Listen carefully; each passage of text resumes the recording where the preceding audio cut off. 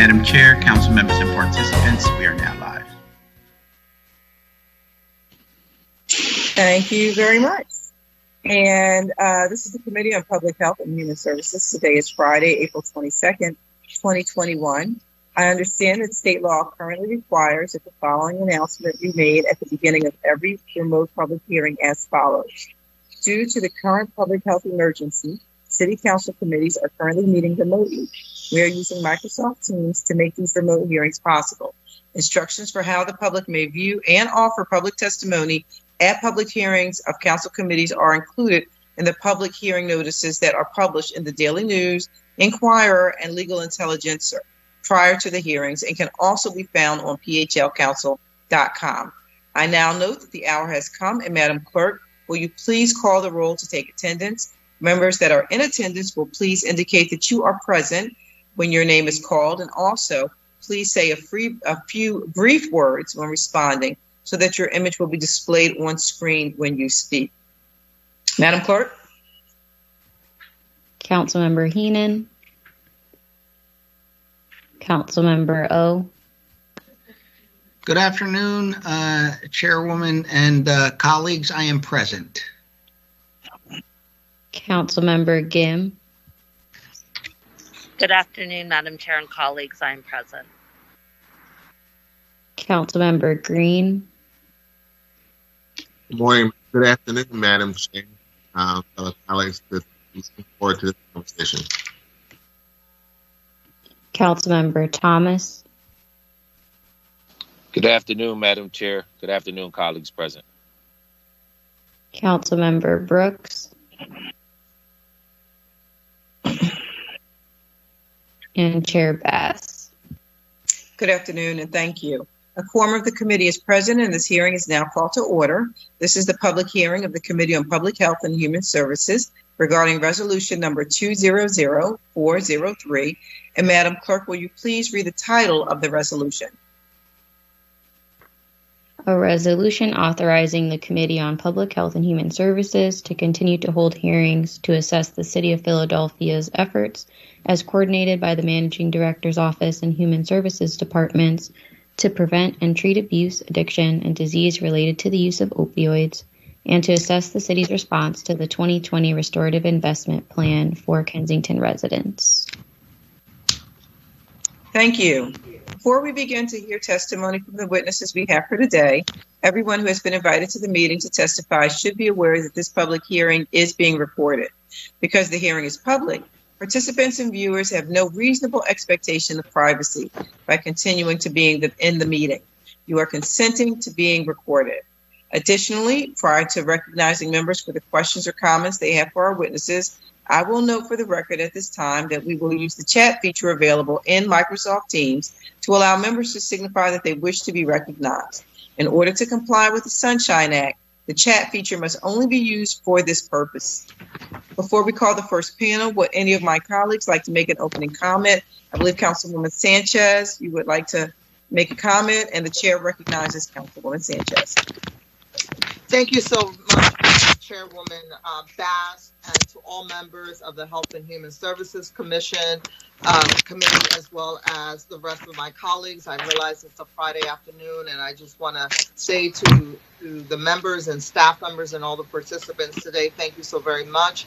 I hope that you feel as strongly as I do that this conversation is very important and necessary, and to accommodate budget and all of the other work of council. I want to be, extremely grateful and appreciative for everyone that for being here. Very quickly this afternoon, we will hear from the various departments. I just want to put on the record, I think it's very, very important. And yes, if some of the pictures could be put up, because I want to put in context the conversation that we are about to have. I want to thank the administration and all of the different departments who over the last 4 or 5 years have aggressively been working around the challenges in Kensington. I think it's vitally important that we understand that this issue in Kensington is not new, and that the problems reflect, and as you will hear from the administration, this is a citywide problem that has been contained, exasperated, highlighted, amplified, all of the things that we wouldn't want to see in a neighborhood happen at Kensington. As someone who grew up going to Mastbaum High School on Kensington and Allegheny, for me, not only as the elected official that represents the area, but someone who had a very wonderful experience going to Kensington every day for school, it is disheartening how the conditions of Kensington continue to proceed. Even before COVID, we faced many, many challenges. I want to thank and recognize all of the community partners and stakeholders who have worked with us, who allowed us to locate services on the corridor, who allowed us to do and try many different strategies as we tried to help the homeless population, people in addiction, many who are also residents of Kensington, and the families and children of the community of Kensington. COVID just exasperated what we already knew and what Kensington residents live every single day, that not all things are equal. And there are issues of racial, social, and economic justice about the lack of investment in Kensington historically, but how an issue as opioid addiction and homelessness have been carried out in a poor working class community as in Kensington. I say this because there's nowhere else in the city where what happens in Kensington is allowed to happen. That is just the facts. I know that as a city, we have worked at trying to meet people where they are. I like to say that through the years, through the good work of Prevention Point and some of my friends and allies in the space, I have become more and more in tune to the realities of what a lifetime of recovery looks like, the complicated nature of the mental health disease, which is opioid addiction. All of those things are valid, are true, and which is why I have supported services, the enhancement of services, the modification of services, because I truly do believe that we have to meet people where they are and understand that everyone's journey is going to be different. The option for me as the elected official of Kensington can't be that in order for us to accomplish that, I have to sacrifice the people who elect me to office, which are the residents of Kensington and their families. That is not an equal. It's not an equal choice. It shouldn't be a choice. And we can't manage a policy where it is driven solely by the folks in need and really negate the trauma that we are causing on the residents of Kensington. Trauma that we have no idea how long the impact will be as we have normalized the utilization of drugs, homelessness, encampments, prostitution in the daily lives of these children.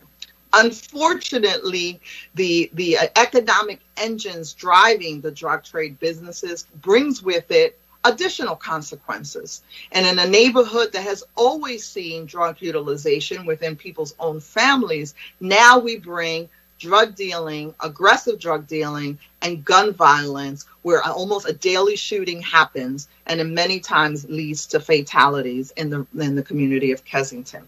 Again, I want to recognize that through the declaration, the emergency declaration by the mayor, through the Resilience Project, and thereafter with the Opioid Response Unit that you will hear from, these are all efforts in an attempt to get to a better place.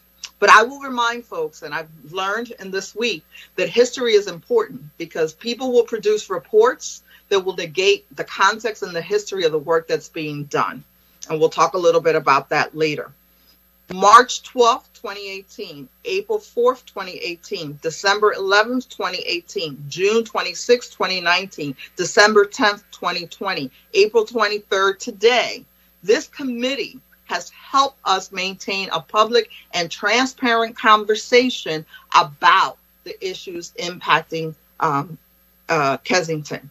I have to thank all of council who continuously has supported Councilman Squilla and I's work in Kensington and representation of Kensington, but more importantly, the additional resources that constantly council has allocated to this issue. Where are we today? The photos that you see were taken in the last week. Today. So what does this tell us? That despite all of our efforts, despite all of the work, the physical conditions of Kensington, as I said to a reporter yesterday, are physically worse than we started, and we've made some progress in some particular areas, and you'll hear from SEPTA a little bit in their response to the community, but the physical conditions of Kensington remain the same. We have nearly 400 people living in the streets of Kensington. We have open air drug markets, and we have these encampments and food distribution centers that, again, by well-intentioned individuals, create, traumatize, and trap the residents of Kensington. So today, the whole purpose of this conversation is that the same way we found political wills to move encampments and help people get into treatment, whether it was the airport situation, the parkway situation, this is year 4 of Kensington. And this spring and this summer has to be different. We cannot continue to tell the residents that we're going back to the same strategies that haven't worked, and that we're not willing, that there's not the political will, leadership, and urgency after hepatitis A scare, after COVID and the disparities around the rollout and access for the communities, that this spring and summer is not going to be different for the residents of Kensington. And so today I've asked the departments, many who we've met with individually, Councilman Squilla and I, leading up to this discussion, and the question is simple. What will this spring and summer mean to the residents of Kensington? And so that is the question that we have posed to the administration, and what we've asked them to come today is to concretely tell us what is going to be different. How are we going to protect families and children? How are people going to be able to walk on their steps without stepping on defecation? How are people going to go to the corridor that they so depend on without feeling like they have to navigate through all of the encampments and all of the activity that, again, we seek to normalize, but should be unacceptable to anyone? I want to thank my colleagues who have gone to the area and have called Councilman Squilla and I to say, wow, I didn't realize. Well, guess what? This is year 4 of Kensington, not only realizing that they feel abandoned, but being trapped in these conditions. The residents of Kensington were essential workers who, when all of us had the privilege of working from home, had to get on those SEPTA trains, had to move around their daily situations to survive and put food on the table. So I want to thank the community stakeholders. I want to recognize that some work has been done, and we've made some progress, and we've pivoted in others. But this spring and summer has to be different for the residents of Kensington. Thank you, Madam Chair, and thank you to, all of my colleagues. Totally appreciate you spending a Friday afternoon for us to be able to put this on the record, because the record is important. People cannot rewrite history, as we try to move forward and secure and ensure that the residents of Kensington can have a clean and safe community. There are only 2 departments that, for residents of Kensington, they hold dear. That is the police department, who have done incredible work in Kensington in roles that is not their jobs to do. And the Department of Streets and Services that just keeps trucking along with us. Streets Department and CLIP, kudos to all of you who respond to us every single day. So with that, Madam Chair, I know that Councilman Squilla may want to add something. And again, I'll thank you. I'll try to keep it moving. But Madam Chair, you know this well as a district council person. It ain't happening if it ain't measured, and it ain't managed, and if it's not on the record. Thank you. Thank you. Well, listen, I want to thank you, Councilwoman Maria Quinones Sanchez, for all of your hard work and for your just relentless dedication to the issue, working with us on the committee and just really trying to find solutions. It's easy to find the problems. They're right before us. They're easy to see. They lay bare before us, but finding solutions is really the name of the game and what we're trying to accomplish here. So I really do appreciate your advocacy and your continuous work on this issue, and for working with us on the committee to make sure that this stays at the forefront doesn't fall behind, because there's a lot of issues out here, but it stays at the forefront, and that we continue to work to find the right solutions for the situation. Councilman Squilla, did you have an opening comment?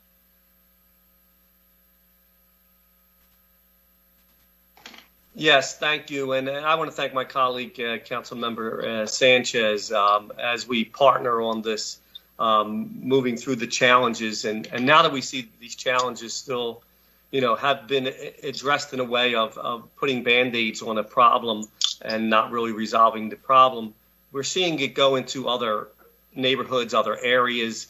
And, it's being allowed to continue in Kensington did not help it or stop it from spreading. And what you're going to see today in some of the testimony and some of the documentation from the reports is that you'll see that this is spreading into other areas of the city because of what we're not doing. So some of the things we're doing are great, and we need to continue doing them, but we need to do more.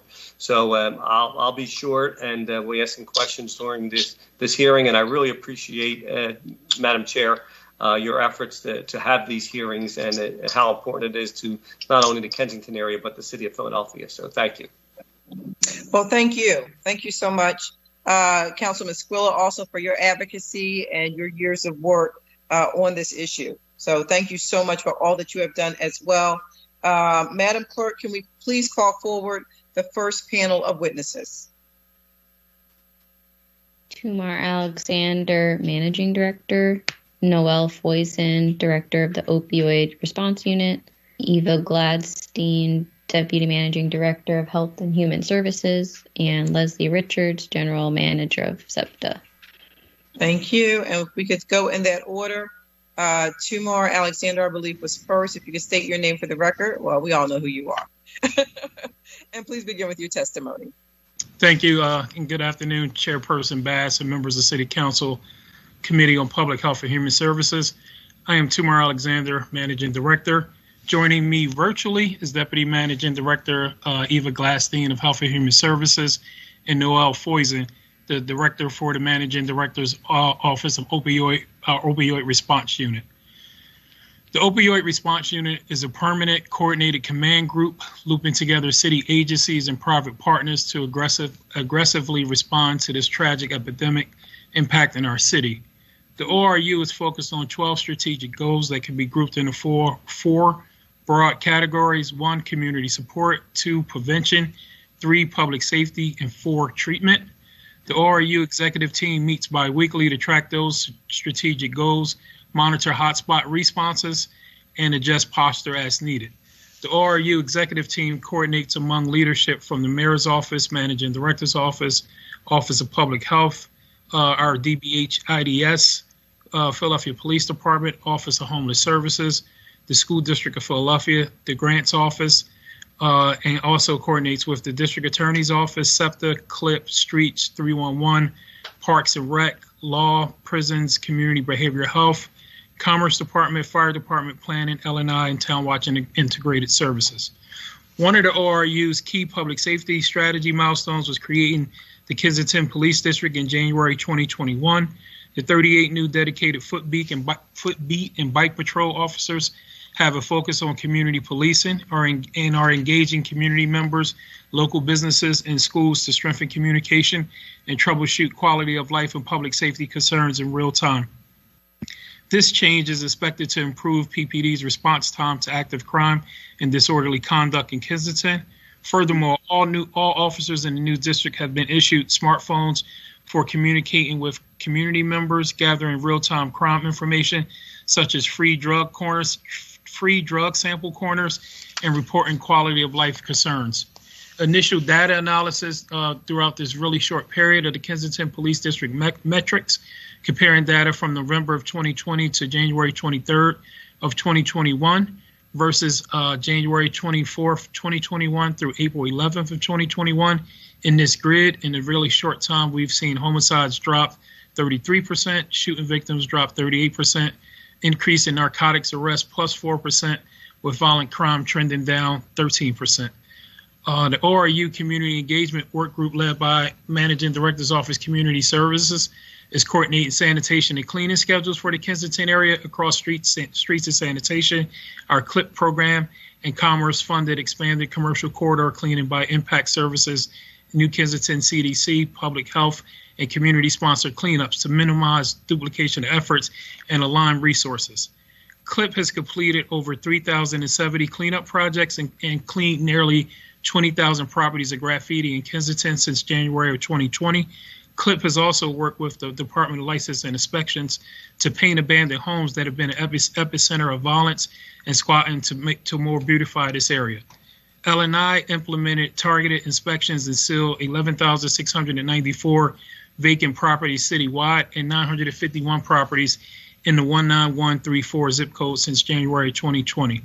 In addition, the Mayor's Office of Children and Families is coordinating summer programming for children and youth.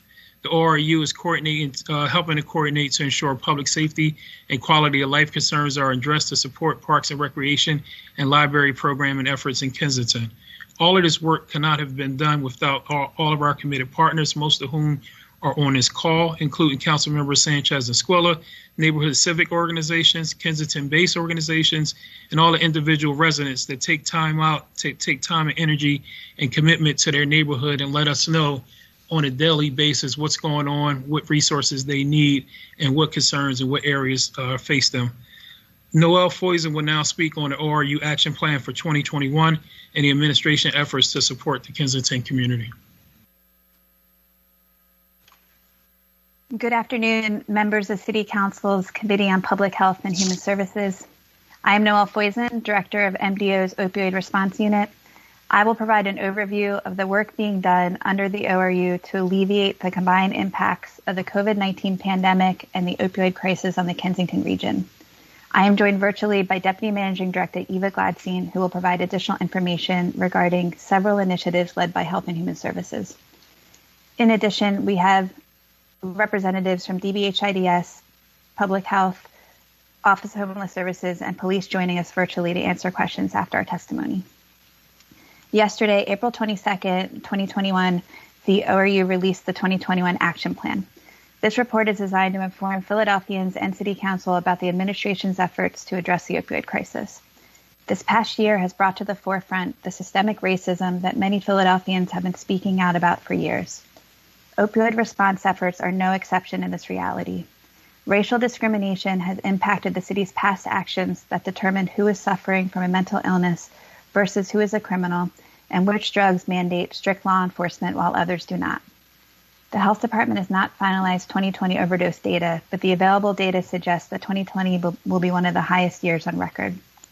This spike can largely be attributed to an increase in overdoses among Black residents.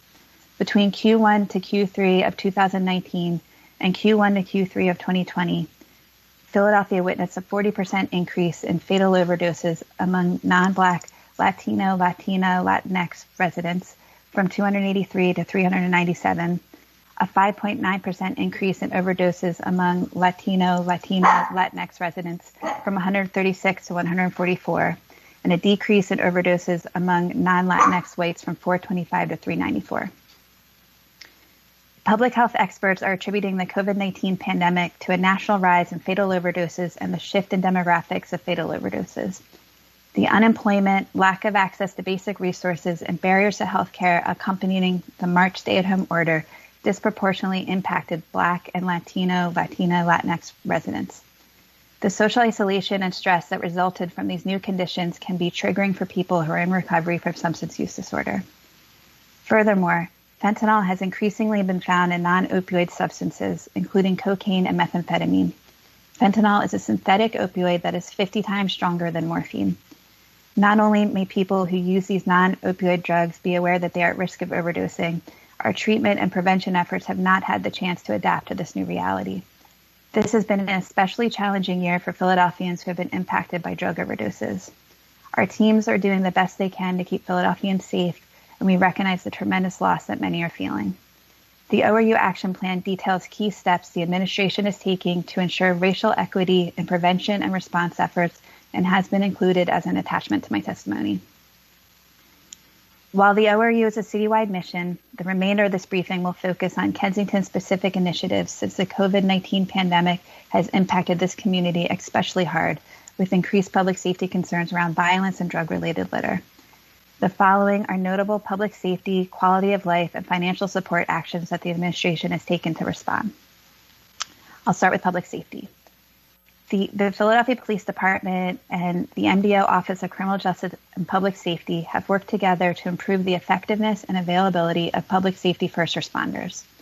Police-assisted diversion, PAD, and co-responder teams, police officer partnered with the behavioral health specialists, continue to have success addressing community quality of life concerns and connecting individuals to services. In 2020, there was the limited availability of PAD and co-response from March through July due to COVID. PAD and co-response teams in Kensington had 835 contacts that led to 93 shelter or recovery house connections and 231 drug and alcohol treatment service connections. The service connections in 2020 were primarily from the 24th Police District, but PAD has recently expanded to all of East Division, with all officers trained and utilizing PAD in addition to Narcotics Strike Force. The program has seen an increase in diversion from Narcotics Strike Force buyers, Kensington Police District beats, and the 24th, 25th Violent Crime Response teams. The expansion and required officer training was completed in March 2021, with a significant increase in diversions from 106 in February to 172 in March. PAD has also expanded to screen all women arrested across the city for diversion, established in a partnership with the Narcotics Strike Force and Salvation Army to work with community partners to identify hotspots for sex work and encampments. Since January, co-responder teams have made 202 service connections, with the top service connections typically same day of the top one is inpatient admissions, number 2 outpatient admissions, number 3 CRC transport, number 4 shelter transports, and number 5 recovery house transports. In addition to first responder efforts, the public safety team has been working on a revised narcotics enforcement strategy.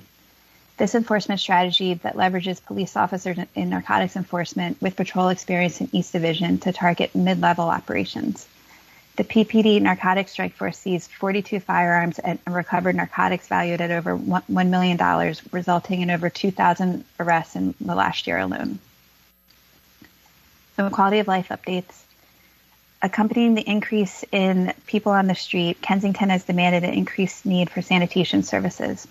The police department's East Service Detail and co-responders conduct 4 cleanings a week focused in the Kensington area. Co-responders engage and connect individuals to services at the time of the cleaning. These cleanings are supported by CLIP, Streets, and Impact Services. They target many hotspots in the Kensington neighborhood, but primarily focus on the 3200 to 2700 blocks of Kensington Avenue. These cleanings are in addition to all the regularly scheduled cleaning and sanitation provided by CLIP, Street Sanitation, and other community-based partners.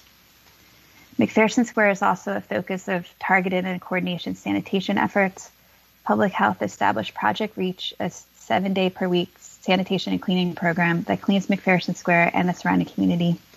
CLIP installed porta potties in McPherson Square as a pilot in January of 2021 to respond to increased human waste in public spaces. And Public Health will monitor and adjust location and oversight based on real-time information. East Service Detail and co-responders continue to engage in McPherson Square daily during day and night work. And Project Reach includes a hazmat program that sanitizes over 100 blocks. And Project Reach also distributes Narcan and picks up syringes and garbage. Some updates around financial support. The Opioid Response Unit is also working to support Kensington businesses in light of the challenges that the COVID-19 pandemic has presented to commercial corridors.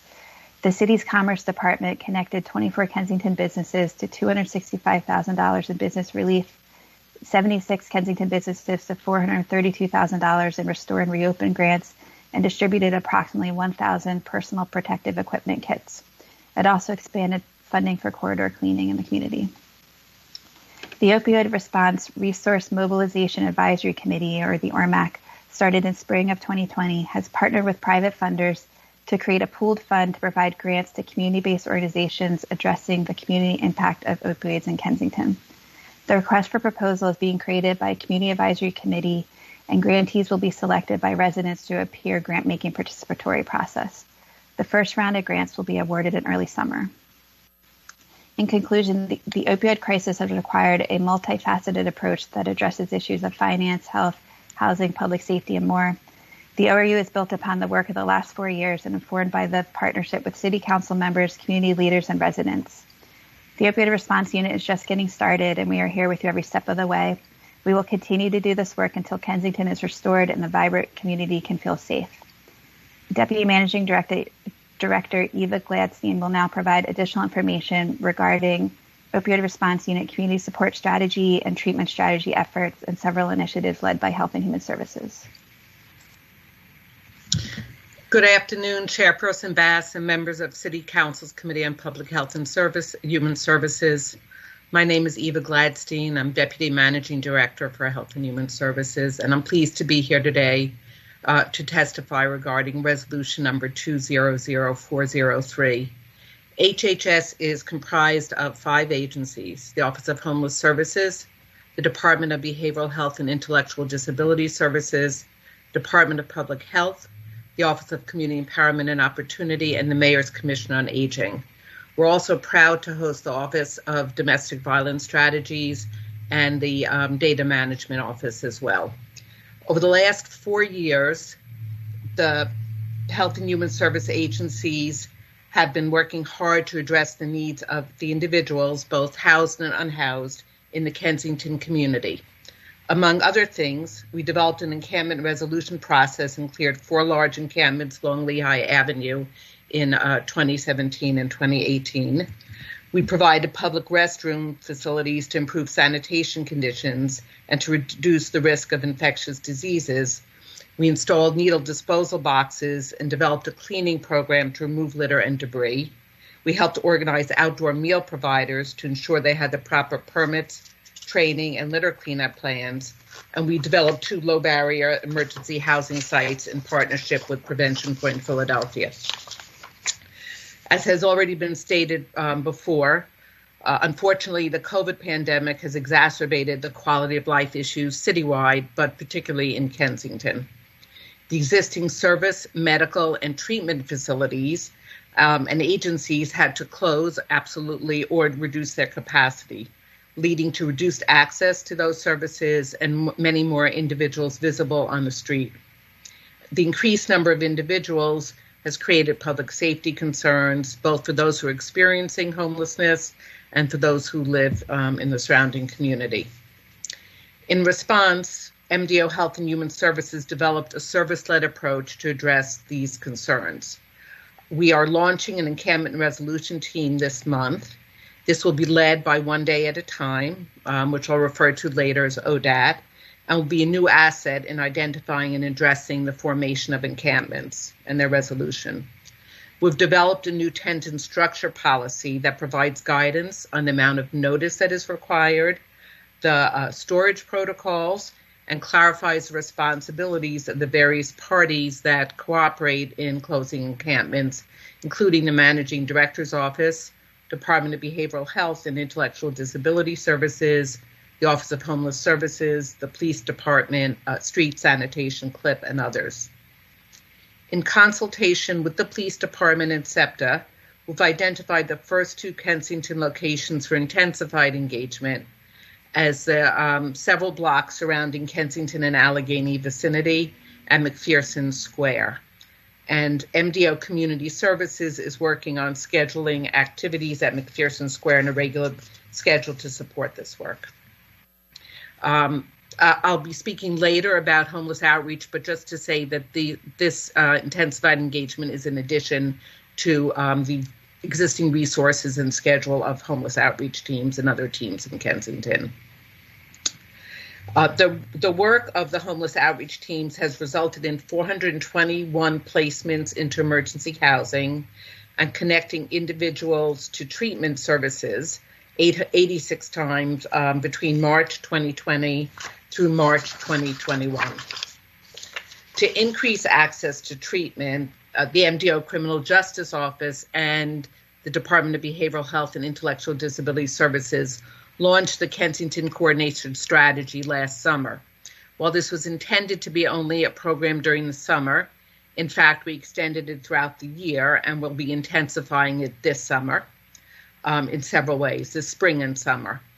This coordination strategy is a coalition of 10 providers that meets weekly to coordinate outreach, share resources, and provide services such as case management, counseling, treatment, and medical care for individuals suffering from opioid use disorder in the area.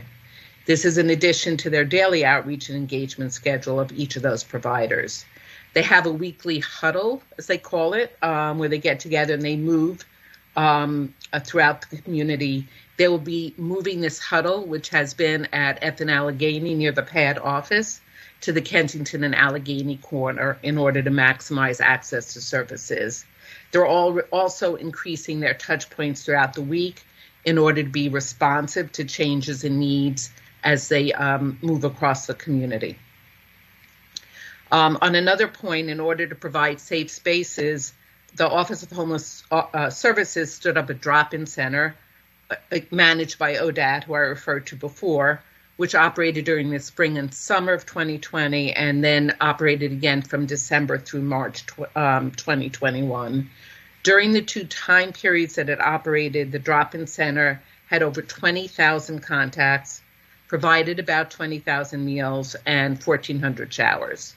Unfortunately, the Bevilacqua Center, which had graciously hosted the drop-in center, is no longer available to service that site, and we're searching for a new location to help connect unsheltered residents to social services and meet their basic needs. On another front, in a response to community requests to reduce service delivery on the Kensington Avenue corridor, specifically, we partnered with ASE to complete the renovation of Beacon House on the Temple Hospital Episcopal campus. Beacon House will host the low barrier emergency housing currently provided at two sites by Prevention Point, which is a nonprofit public health management office that provides harm reduction services. Prevention Point has informed us that they plan to close the Navigation Center located in the Harrogate section first, and that the Respite, which is located across the street from their office on Kensington Avenue at Monmouth, will be closed shortly thereafter. This transition will be completed in June. We have also worked to support sheltered and unsheltered residents of Kensington who have faced financial challenges and in meeting their basic needs during the pandemic. At the beginning of the pandemic, we facilitated the development of COVID testing sites in the community. And we also began last April to support Step Up to the Plate, which in Kensington is located at Ruth and Clearfield in the parking lot. Over 500 people a day, 6 days a week, including people who are both housed and unhoused, are provided ready-to-go meals. The site also acts as a service hub where COVID testing has taken place, treatment services are offered, clothing donations are organized, and much more than that. The Office of Homeless Services continues to facilitate monthly meetings of the Kensington Community Meals Group in order to organize meal providers that are fighting hunger. That group, which also invites residents into their meetings, and they participate actively, focuses on education, training, resource mobilization, and relationship building among providers and community members. Finally, the MDO is coordinating a $500,000 contract with ASE with the goal of delivering exterior home repairs to 100 homeowners living in Kensington and Harrogate and Fairhill communities. We expect the work to be completed this summer. As my colleague stated earlier, we have really valued the partnerships with the civic associations, the community residents, and the community organizations, and working with the elected officials in the Kensington area, and look forward to those continued partnerships. I was about to conclude my testimony, but I just want to recognize, which I failed to do at the beginning, that I am joined by 3 other members of Health and Human Services who are available to answer questions. And that includes Dr. Jill Bowen of the Department of Behavioral Health and Intellectual Disability Services, Liz Hirsch, the Director of the Office of Homeless Services, and Dr. Kendra Viner from the Department of Public Health. And with that, I will conclude my testimony. Leslie Richards, if I may ask you to hold up so that we can do the questioning to the city departments, and then we can talk to you if that's okay. I wasn't sure what your schedule was like. That's fine. I'm here for as long as you need me today, Councilwoman. Thank you. I think it's important that you listen to this too. I know we've had many conversations, so I appreciate your willingness to sit down. So I'm going to start with Tumar and go back to and I'm going to temporarily chair this as Councilmember Bass, the chair lady, had removed for about half an hour or so. So Tumar, let us start with your department. And again, Tumar, we've appreciated your honesty and all this work. The reason for this hearing was what was going to feel differently and look like differently in Kensington. And as we've done in all of the other hearings that we've spoken about, the departments have gone through what they are doing. 95% of the activity being for folks in addiction and the homeless, because of the policy decision that you're not removing people from Kensington. So my question again is, how is Kensington going to look and feel different for the residents of Kensington? And let me be specific. At no point did I hear what were going to be the investments in residents for their trauma as it relates to now that children are going back to schools and safe pathways for schools, for children to access schools and summer stuff. So can you specifically say to me what is going to be different this summer for children and their families as it relates to Kensington? Yes, Councilwoman, thank you. I'll start a little, then I'll kick it off to Noel, who is very close to this work. I think as it specifically relates to children and young people, we talked a little bit about the work with Parks and Rec and libraries and with our public safety folks and the ORU around activating safe spaces for children and youth to play and program in those spaces this summer. In addition to that, we've always been focused for the last couple of years since resiliency on safe corridors, safe passage to and from school as a partnership with the school district and with Town Watch in particular. I know Noel may jump in and talk about some more specific programs, and including trying to launch a program looking around youth employment opportunities as well as relate to young people. So Noel, you want to put more details to that question? Yeah, specifically, how many play streets are we having? What are the lunch programmings that we're going to have? What schools are going to be open? What rec center programming is going to be available? We have that. I will say to you at this particular hearing, we don't have that information to be able to make public, nor did we invite, probably my fault, but we didn't invite the proper folks from Parks and Rec to talk that through. I know there's an announcement next week coming around play streets and around summer programming, so we can flesh out more of that detail and make sure that we're giving it not only to this community, but, that's a citywide plan and strategy, but making sure we have that information prepared for folks. So to that specificity of information, Councilwoman, we don't have at this current hearing. We can provide it to the chair for distribution to the members at a later date. Okay, so let me go back to the first question. What are we doing around trauma supports for families and children in Kensington? Eva, between you and Jill, do you want to take that question? Yes, and I'll do a little bit of an introduction, but council actually has been had other hearings as well with the school district and other partners around trauma supports for children, and there's a school district specific plan.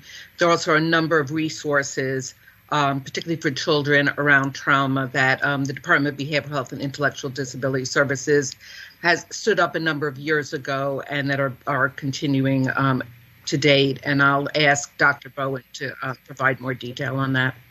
Some of those programs, good afternoon, council members, and thank you for holding this hearing today, Committee on Public Health and Human Services. I think what Eva is referring to are respite programs and summer camp programs that have been available and will continue to be available. We can certainly get you some specifics on that. In addition, we have launched the Boost Your Mood campaign, which has a number of resources connected to it for specific lanes for parents, resources for children, trauma specific resources, tips and wellness and blogs and a whole slew of information. We also are wanting to increasingly inform the community about the tremendous resources that we have in Philadelphia for children who are struggling with trauma, and that's our PACS. That is there's a specialty program, evidence-based trauma for children, and supports the families as well. And that is available through, if you look up dbhids.org/boost, all of that is right there. And those are all extremely important and effective approaches to help kids who are experiencing trauma, and for the families as well. The Community Wellness Engagement Unit is also out and about, and that is a relatively new investment, started in Kensington in 2019 and has continued to grow. It has been present in District 7 in your district. Councilmember Sanchez has grown into other districts, including District 1 most recently, and very involved in working with families and children around such issues. In fact, since just this quarter of 2021, January 2021 to March 2021, the Community Wellness Engagement Unit engaged 22 families and their support systems to help increase understanding and help make connections to care, and accompanied family members, team members who have lived experience, accompanied folks to providers to connect to treatment. So those are a few approaches. And again, because most of the testimony focused on the services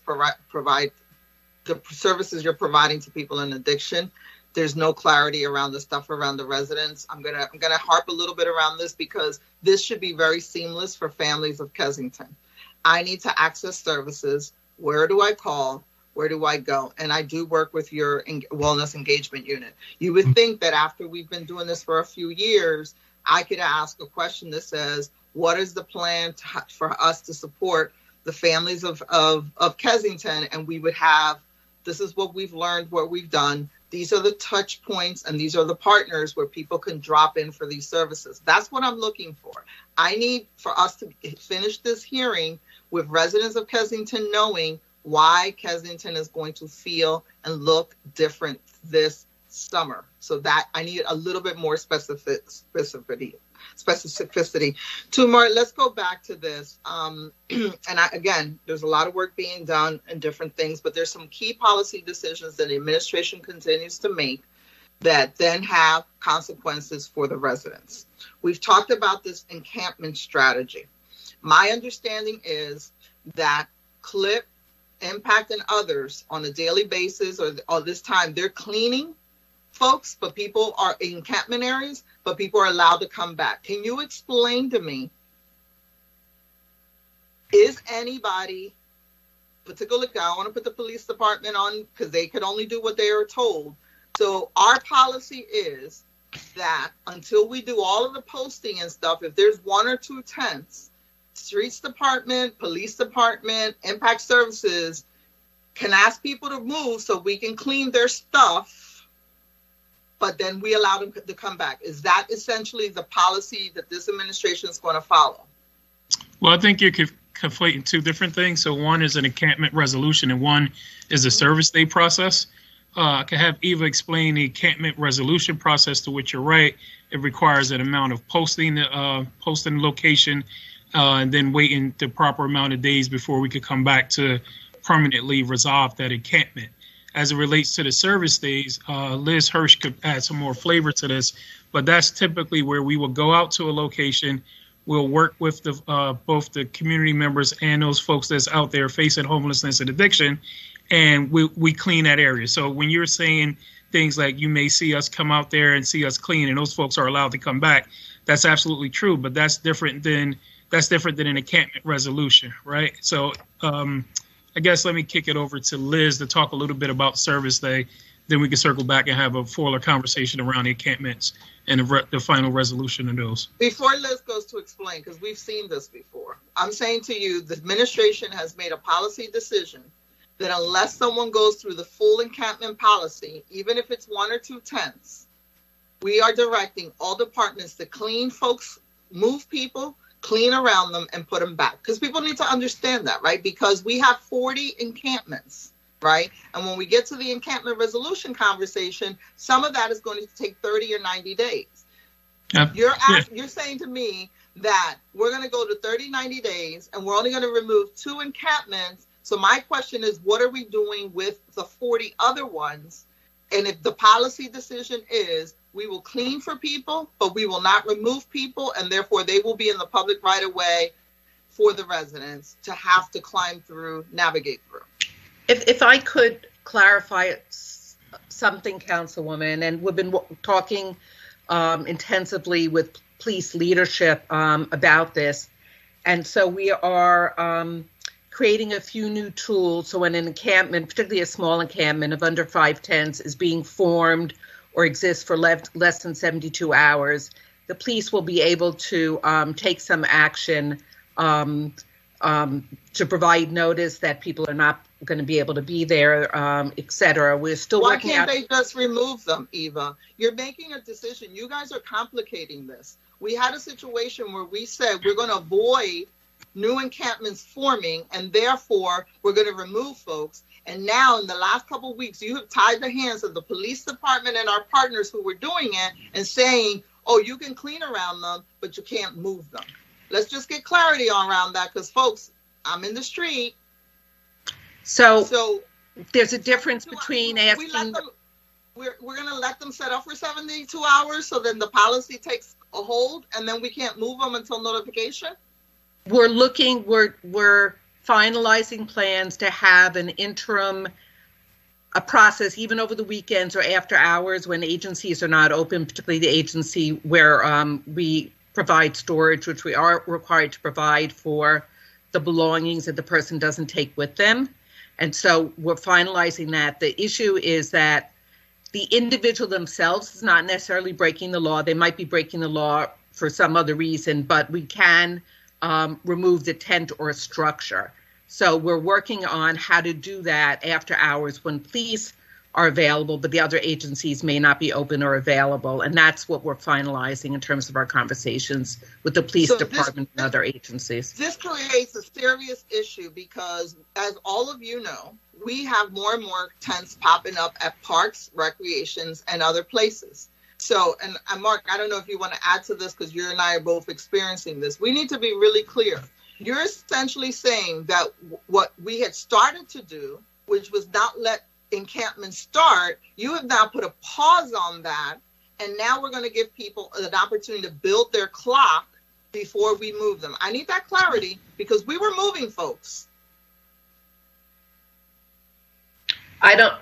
Councilwoman, and I'm happy to go back and talk to police again, as we've had several ongoing conversations. To my understanding, we have not put a pause on any activities that existed and actions that the police were taking in the past. With regard to parks, I do want to share, though, because I don't believe they're on this call, that they have enacted, we've worked with them, they've enacted a regulation that prohibits camping on all park property, and they're in the process of posting that with particular attention to the park and recreation facilities in the Kensington area. Mark, did you want to ask something about this specific issue? Yes, and I want to just reiterate about the parking. Wasn't it always a policy that you cannot camp in a park? It was just not enforced? There was a very old regulation that you couldn't camp without a permit, but there was not actually a process through which permits could be provided. And so when the Parks and Recreation reviewed this with their council, they determined the best thing to do would just be to have a simple prohibition rather than that regulation that existed before with a permitting process, et cetera, that didn't exist. So that was approved as of April 1st. And I know the signs are the no camping signs are being developed by Parks and Rec, and we've asked them. I don't believe they've been posted yet in Kensington, but the first facilities that they post will be in the Kensington area. How will that be enforced? Through the variety of resources that we have now. So that could include park rangers, it could include police, it could include the other resources we're bringing to bear, like our new encampment resolution team. So since April 1st, then at this point moving forward, any encampment or an tent, a structure of any type of encampment in a park facility can just be homeless outreach could go to them and say, hey, you have to leave, or the police could go to them and say, hey, you have to leave, or park rangers would say, hey, you have to leave, and offer them some type of shelter. I apologize. I didn't realize Sue Buck from Parks and Rec is on the call, so I think I see her hand is raised if council wants Thank you. Councilman Squill, if I may reiterate with what Eva said, we are in the process of making signage up, but we can enforce that new regulation with working with homeless outreach and also our rangers and PPD. It's just a matter of our rules and reg signs being changed. So right now, I could do laminated signs. We don't have the ability. We don't have the ability to roll out the new rules and reg sign that quickly. Yeah, I don't have a problem with laminated signs if that's what you need to do. Put laminated signs out there. Temporarily, that's what we could do, but to do it citywide, it's a huge undertaking, and unfortunately, we don't have a sign shop, and I can't ask streets for that many signs, so we have to do it. I just want to make sure that all council district members are understanding of the same thing. If we do have that concern or question that's broached to a council member, do they just call Parks and Rec? Do they and say, hey, there's a camper in there, or somebody, can you please go work with them? They could reach out to me, Councilman. Okay. All right. So Eva? Yeah, so that's the policy for Parks and Rec. So Right. So I want to be clear, because again, I want Kensington residents to understand. So if people set up tents in the right of way, like it is in the 40 different encampments that we have in Kensington, outside of the 2 targeted areas, which right now are right along Kensington and Allegheny and McPherson, no one will be moved. Is that what we're saying here today? That's not what we're saying, Councilwoman. What we're saying is we've asked people to move. The police have historically asked people to move for a number of years. I have to commend the services detail. They do a great job, and they, recently I know we had tents in the Cambria area, around Cambria, and they were able to remove that along Emerald Street.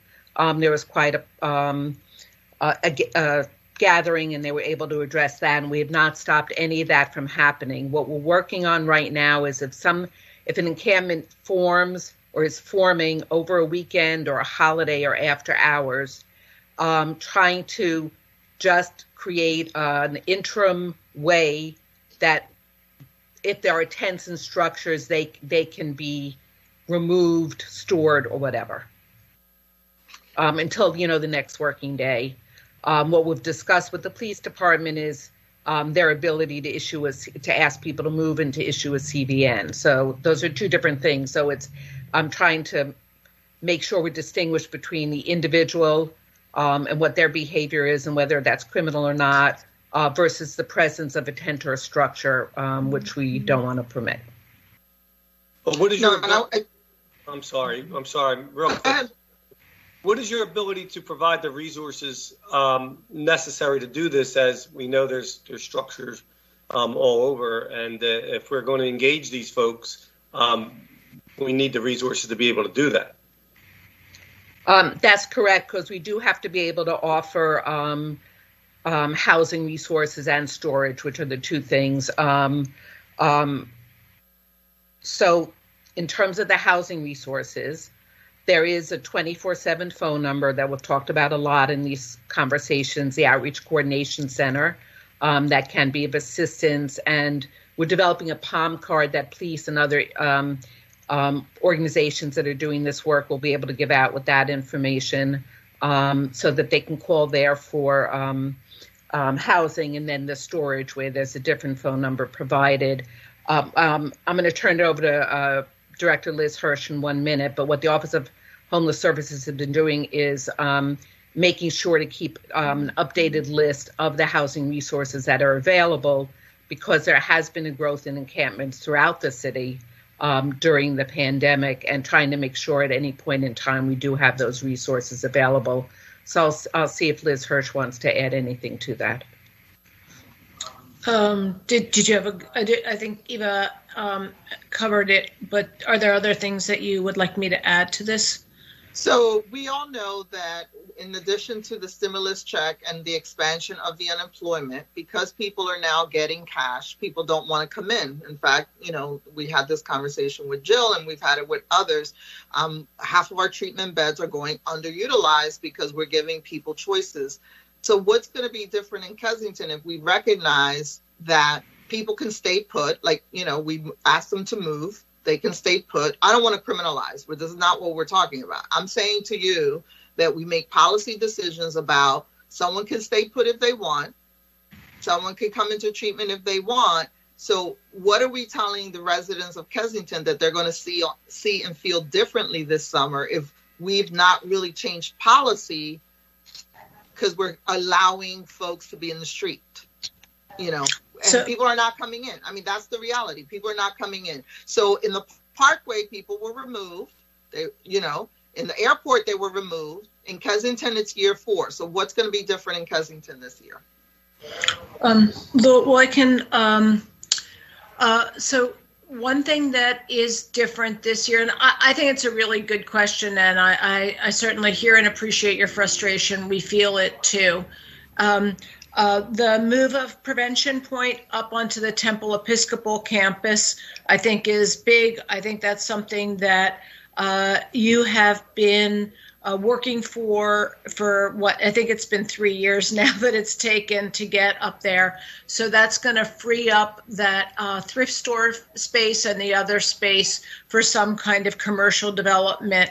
And we will maintain the security on Kensington Avenue that is there currently. And we have added security up around the fenced area where the entrance to Beacon will be. And there's a very spacious facility, as you saw. So right now with COVID, we're anticipating 60 people. Maybe we'll get a little bit higher. So the services will still exist at the church, but I think that's one big difference that we're going to see that is going to have an impact. Another is what Noel talked about, the collaboration with SEPTA and community engagement to really create, for lack of a better word, what I would call safe zones around the entrance to the L at really with K&A down to the Lamb building, the reopening of Walgreens and getting them to enforce not having people hang out there, which has really been a terrible hot spot, and to try and get people off the ramp at Esperanza, and then activating McPherson and really having that be a zone where there's not only no camping, we don't have an encampment there, but it is a place where people hang out, and really trying to activate that zone. So our plan is to align all of those resources so that you can see greater impact and that there's easier access to those subways. So I think that's another thing that we'll see a difference. The police are, as Eva said, the police are removing tents when they see them go up, if it's within that 72-hour window, which is what we've been advised is acceptable standard within constitutional parameters. And so I've got to give a shout out to Sergeant Casal and her service detail. They have been very, very aggressive and I think also fair in addressing any kinds of tents or structures when they are popping up. And trying to get those down right away. We're doing our best to keep beds available. As we know, there's a gap in the federal money. We had the ESG last year, which we put on the street, and we've done an amazing job of getting people in. Unfortunately, that money is not going to be renewed and the new money from the American Rescue Plan, the $42 million, HUD is telling us now it'll be fall before we get it, and we don't know what exactly it's going to do. So we're looking at how do we piece things together. And as you know, one of the issues is having services where people will go to them. That's one of our challenges.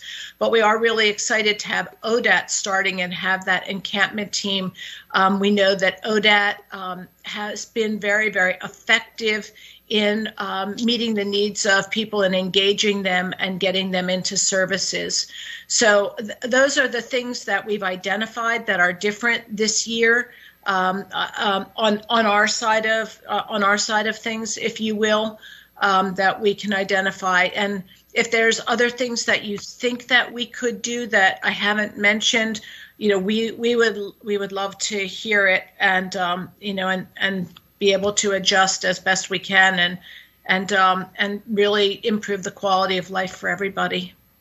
So in the encampment strategy around the tent stuff, I get that. So my challenge is, why are we letting people, 20, 30 people, congregate in a location and not move them and openly do drugs? So let's get to that, right? Because one is encampment and tent, and one is, these groups. What is going to be different this year about how we handle that?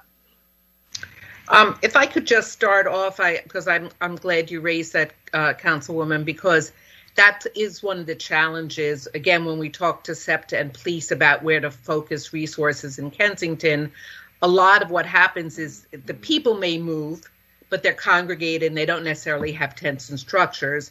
And so it requires a different level of organization on our part. And so that's the targeted enforcement that we talked about for the K&A area and for McPherson.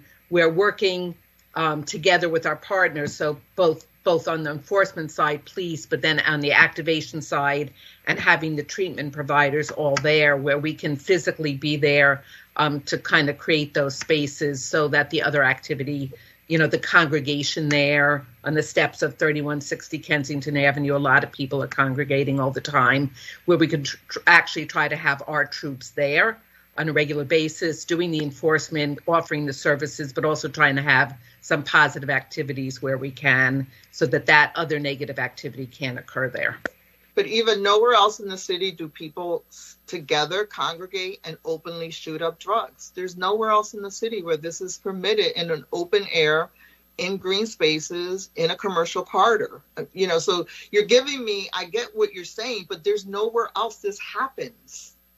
So you got to, for a resident who sees this every day, I'm going to Walgreens that's opening up, and I got to navigate 20 people actively shooting up. Explain to me why that's permitted there and nowhere else in the city does that happen that way. I think I'd ask one of my other partners on the call to speak about that, because we have much more, obviously, police department with the new division and district, and narcotics have been cooperating much more. And I know it was in Tumar's testimony in terms of the new types of activity in the Kensington area with regard to that.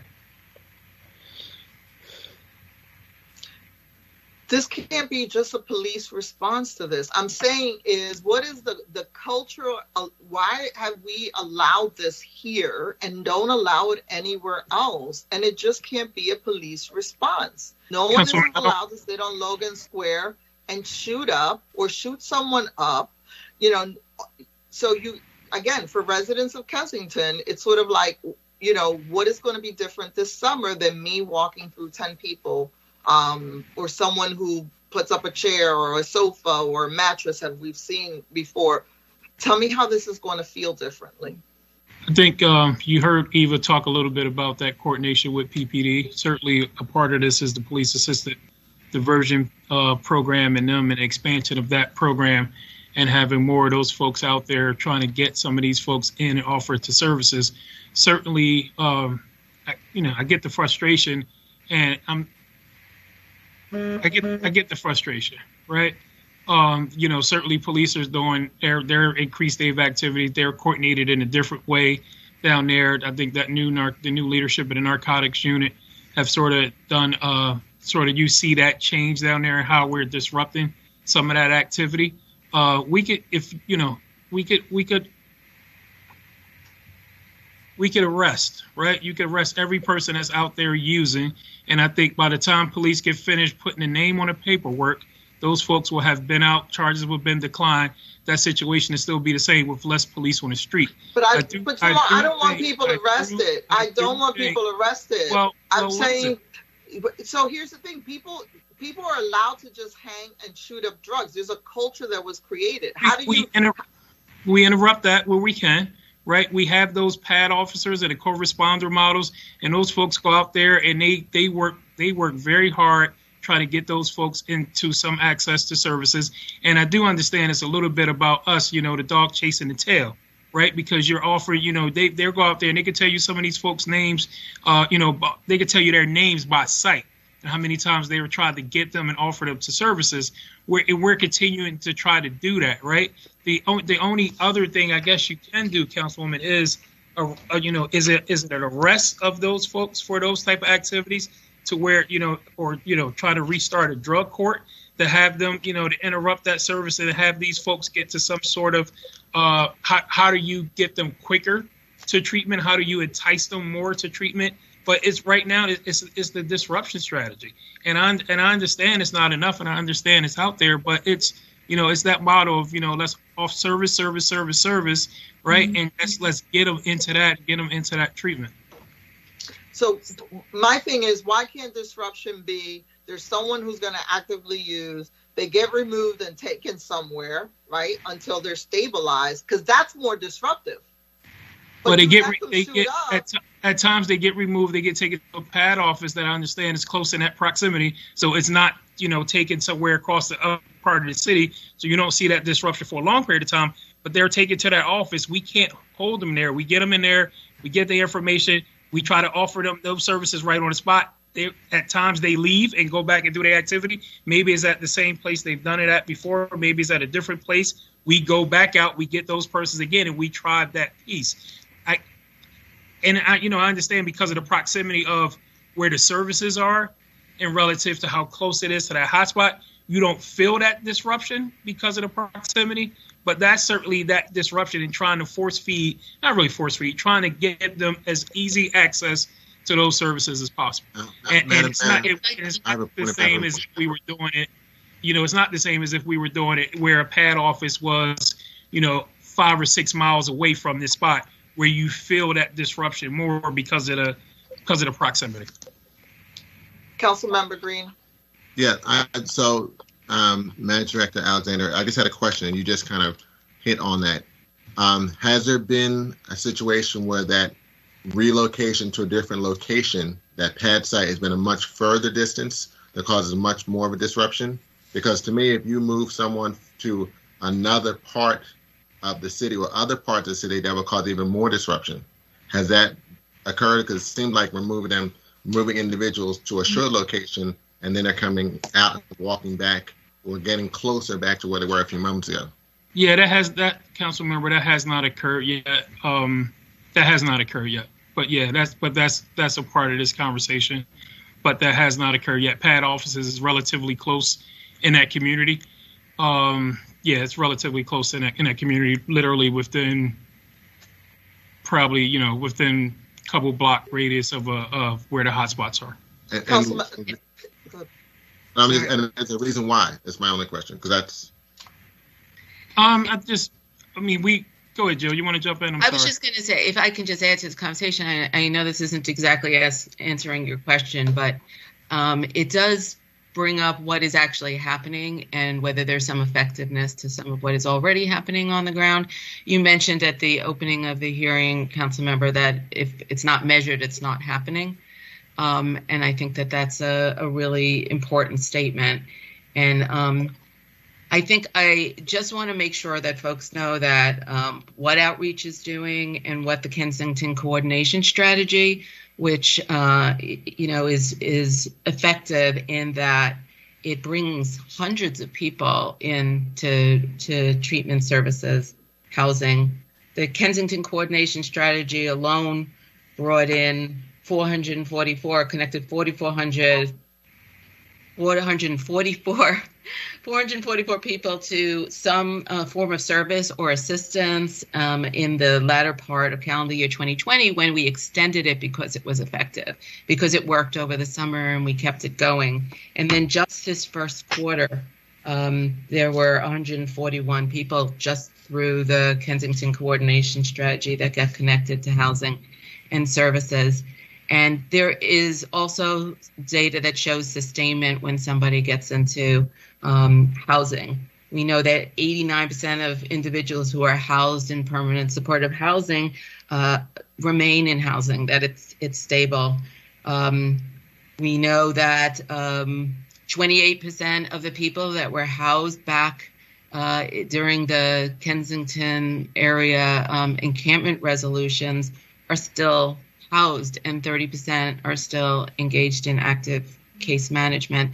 So I think without some of these strategies, it's hard to imagine, but it could actually be more people on the street. And I just want to acknowledge that. And then in addition to that, I don't want to not get a chance to say, in response to your very important question about trauma in the community, is that there's a lot of providers in the area, really good providers for folks to connect up with. And the easiest way to just make that connection is to call 888-545-2600. And I hope that people listening will do that to connect up, because the trauma is real, it's palpable, and folks need some supports. And then if we get a chance, I can talk to you a little bit more about some of the ongoing innovative programs, some of which we've talked about before, that may be helpful to the community in terms of their wellness. Thank you, Madam Chair. Councilman, and this is Tumar, this is where I'm trying to get to. I know that some of the work that we're doing is incredibly effective for the people in treatment, but at the expense of the community. And this is a containment strategy that, we've been talking about for this entire year. This year had to be different. And so if essentially what we're saying today is what we're doing is working. Clearly, the pictures I highlighted at the beginning of this hearing show that it's not for the residents of Kensington. Everybody in Kensington wants to see people get treatment and get help, but not at the expense of their own quality of life. And that's what I'm waiting to hear. I know, Chief Inspector now, McCarrick, I know you raised your hand, so let me give you a minute. I don't want this to be a police response to all of this in terms of enforcement, and in terms of disruption of behavior, but out of respect in our relationship over the years. Chief Inspector? I appreciate that, and I'll try to keep it to that minute. Real quick, Councilwoman, so the rules of engagement have significantly changed from my last stint here to now. Obviously, the challenges we faced back then look very differently than today. I will say to you that along the avenue with the Kensington Police District, our focus is going to continue to be trying to clean up that avenue and move those groups. Unfortunately, you indicated earlier, it's what tools that we have available to us that we can utilize and the impact those tools have. In some cases, we are like a toothless shark. We're scary when you look at us, but once they realize that you don't have the bite that you need, then they begin to challenge you. So one of the things that we look at is one of our primary tools are that CVN. Unfortunately, that's an administrative fine.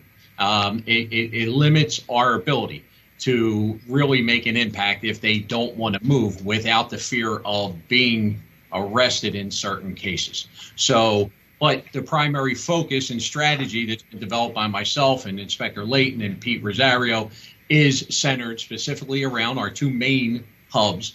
We've met with Ava and legal counsel to look at these new developing locations and to kind of prevent them from, once we remove the structures from there, putting a presence there to prevent them from coming back. I think one of the challenges that we're faced with is, as yourself and Councilman Squill have pointed out, as we expand to other areas, and you see that the significant encampments take forever when we go to remove them, like we had on the Parkway. It really does present that unique challenge that I think we're getting more people in. To Councilman Green, one of the challenges when we do the diversion, where we've seen significant uptick, is removing them from the area it really doesn't have the impact that you would hope, in that a significant portion of the individuals who are now residing down there are addicted population who choose to be homeless down there, right? Because that's where they get their drugs. So they're coming from the suburbs in Levittown, et cetera. So I could take them to the other end of the city, but if once they get to that location, they refuse service, they're just going to gravitate right back down. That's the unfortunate reality for us. So we're a bit on a merry-go-round, but our strategy is heavily focused on reducing that. It's disheartening to myself and the command staff that these are the challenges that we're faced with, and we're looking at it. It's an uphill battle, but one thing, and I just want to say quickly, I appreciate you have consistently advocated in my entire tenure for the community and for police. What we had in the past when we were battling this was strictly a law enforcement perspective. We didn't have these resources. So the fact that we're sitting on this call, in this collaboration, and all the resources are at the table, I think we both agree this has been generational problems that have gone on, and it increased with external components coming in. We just need to, as it took time to develop, it's just going to take us about a significant amount of time to get back. And between Sonia and Shannon Farrell, and speaking to them every day and seeing what they live in, I can tell you it hits home every day with the command staff and the officers down there.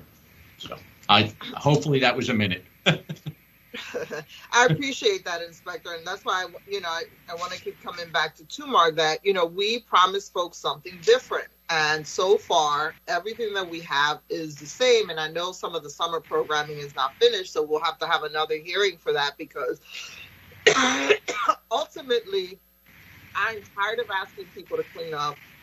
I'm tired of people feeling like they're going to clean up Saturday morning and Saturday afternoon is dirty.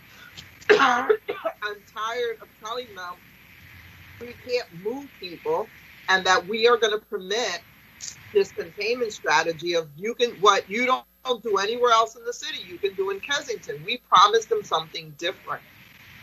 So I'm still waiting to hear what is different. Yeah, and I would just say, I'm not, and you made a comment about we must think everything we're doing is right or is working, and I don't think that's ever been the case. We're trying to do as much as we can down here, and we're trying to learn lessons quickly. So where we see something that may not work, we're trying to adjust it and make it work. That's always been a case with this work since we sort of stood up the resilience program. I'd like to thank the Chief Inspector for adding in his pieces around this. I mean, one of the things that's different or new in your vocabulary is, this what we're looking at with trying to put up a coordinated diversion program that's just not. We're still in the process of trying to define that, trying to work on that. We've been working on that with a bunch of different partners. Hit a few roadblocks with that we're trying to get over. I think that piece of it is something that's different than what we're doing right now on the police assisted diversion. That concept is what Councilmember Green and you, Councilwoman Sanchez, were talking about as it relates to if you put a facility somewhere else where you're trying to transport folks and have them, issuing a CVN and trying to have them get access to services or enticing them to access the services. It's what Chief Inspector said. You can put that somewhere different. Those folks may still figure out a way to gravitate down. Those folks who don't want to avail themselves of treatment may figure out a way to gravitate back down towards that area. But that's one new piece that we're trying to put together. That's not ready yet. That's not ready to get unveiled. We're working internally through some, like I said, some roadblocks or some issues that has arisen with that.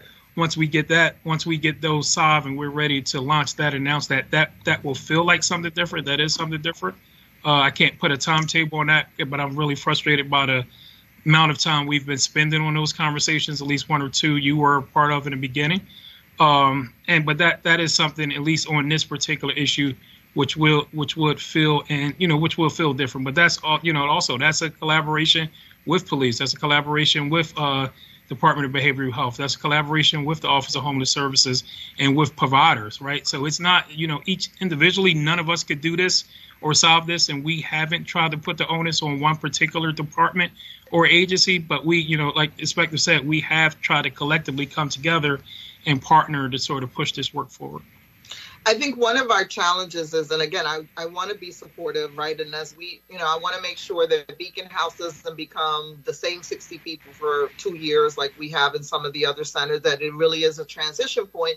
But it's really hard for me to go, and I know for Councilmember Skula, to go to the community and say, we're going to set up a day drop-in center when we can't even tell them that we're willing to move people and disrupt behavior, right? Because it's sort of like, okay, so now you set up another center, folks already understand that the feeding set, we have made it very, very convenient for people to stay in Kensington through their mental disease and addiction, because we feed them, we let them set up tent structures, we let them do all of these things. And then there's no accountability for how that impacts residents. And that's what I'm trying to go to. That it can't be those two things, that we're meeting people where they are, we're doing harm reduction, and then we sacrifice Kensington. We can't do that. And so I can't ask, and I won't ask anybody to take another service provider something else if we're not going to tell them that at least in public right-of-ways that they have access to their commercial corridor without having to navigate over 10 people or watch people shooting up, that they don't have access to going to their schools. Like, you got to give me something. And if we're not doing that, then there's no way people are going to say, okay, put in a drop-in center at this location, Maria. It's one of those things. And so that's why I'm trying to get, we need to tell residents this is what's different, right? We talk about cleaning. That's because we've made a decision to let 400 people live there. We talk about coordinating food services is because we're letting 400 people live there, and then now we want to feed them. We're talking about SEPTA public safety. SEPTA has to do a whole plan because they're a transportation mechanism, right? They have to provide clean public safety for their customers, hopefully returning paying customers, right? So, again, that becomes an issue of we're accommodating everything we're doing, everything still in this presentation, everything still in that opioid action plan focuses on managing a decision that we're not moving people. No. That's problematic and should be unacceptable to all of us around that. And that's where I'm trying to get to. Doing more of that is not going to restore the Kensington quality of life for folks. Go ahead, Councilmember Squilla. All right, before Jill, I know you wanted to speak, and I just wanted to add one thing too, as Councilmember Sanchez said. And we do support the diversion programs. We think they're great. They just haven't come to fruition yet. So we see a positive. We've been talking about it for a while. We just haven't been able to see it. But also what we need to do, and we need to be able to measure our successes. We're not being able to measure our successes. I know we talk about bringing 421 people in or 426 people in, but where are they now? Like, did they go back out, or are they back out into the same system? Did they go into short-term housing? Are they still in the shelter? And we need to do better in our continuum of care. And that's where we're losing some folks too. So if we're bringing 426 people in, and then they end up back into the streets again, and then we're bringing them back in again, this merry-go-round that we're doing is not helping them, helping the people who live on the street.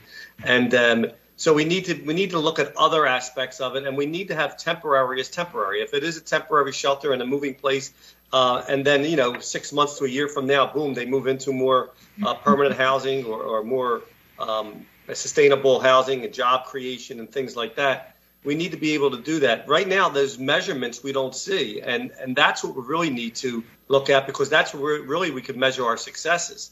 And we would like to work on that with you. It's just that the community's frustrated too, because as we're working to help these folks who we really want to help, we have to help the people who live in those communities too, and they have to start seeing a change, or they're not going to participate with us or help us. Matter of fact, they're going to scream at us and holler at us as they have been doing, because it seems like nothing is changing. So that's what our frustration, and you hear our frustration, is not because we don't want to participate or partner.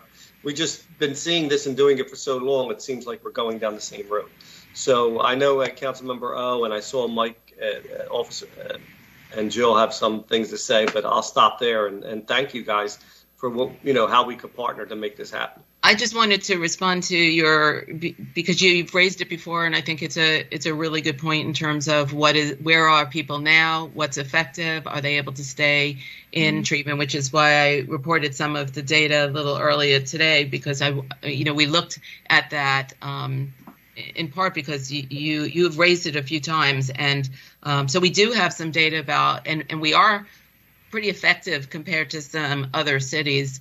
Even our Journey of Hope program, we know if they are able to stay 6 months, then 87% of them go into stable housing. So we do know that there's long-term positivity that we can speak to, and I think it's really important to raise that, which doesn't obviate the issues that you're raising today.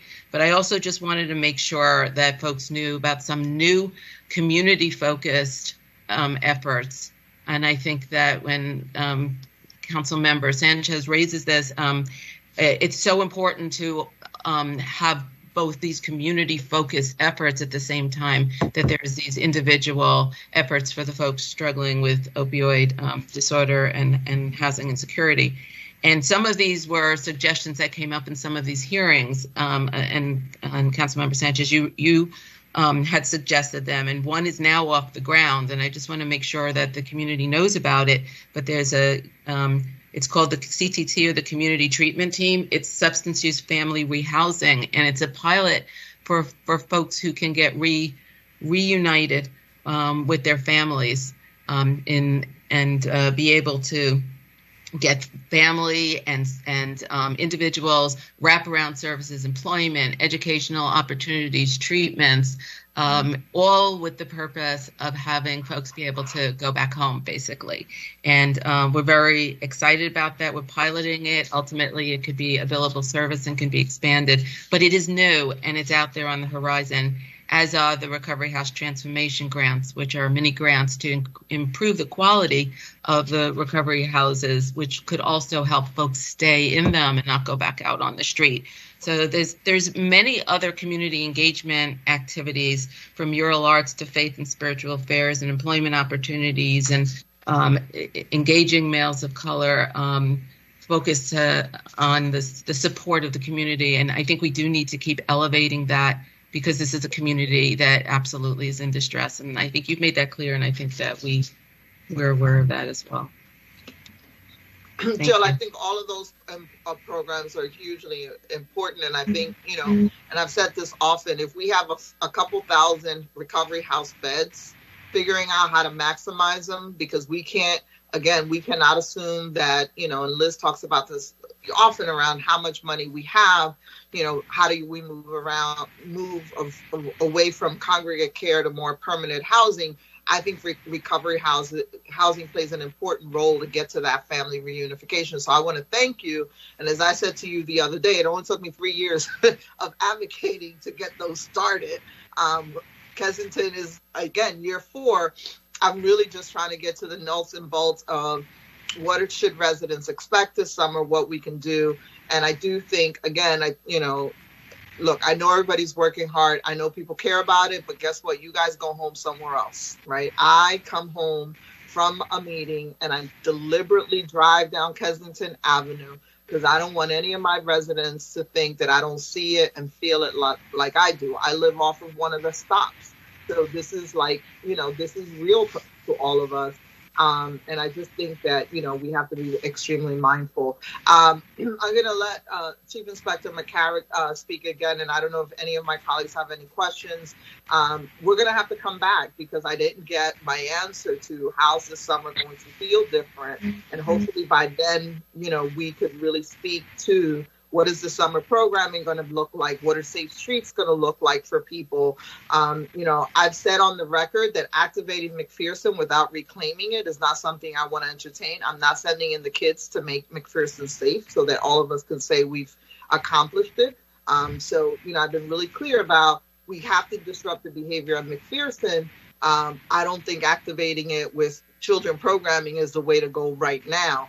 But I just, I want to get to a place where folks in Kensington are saying, okay, physically, this is what we should be seeing as it relates to the restoration of our quality of life, our ability to sit on our steps, our ability to access our commercial corridor. And we're still not there. Chief Inspector McCarrick?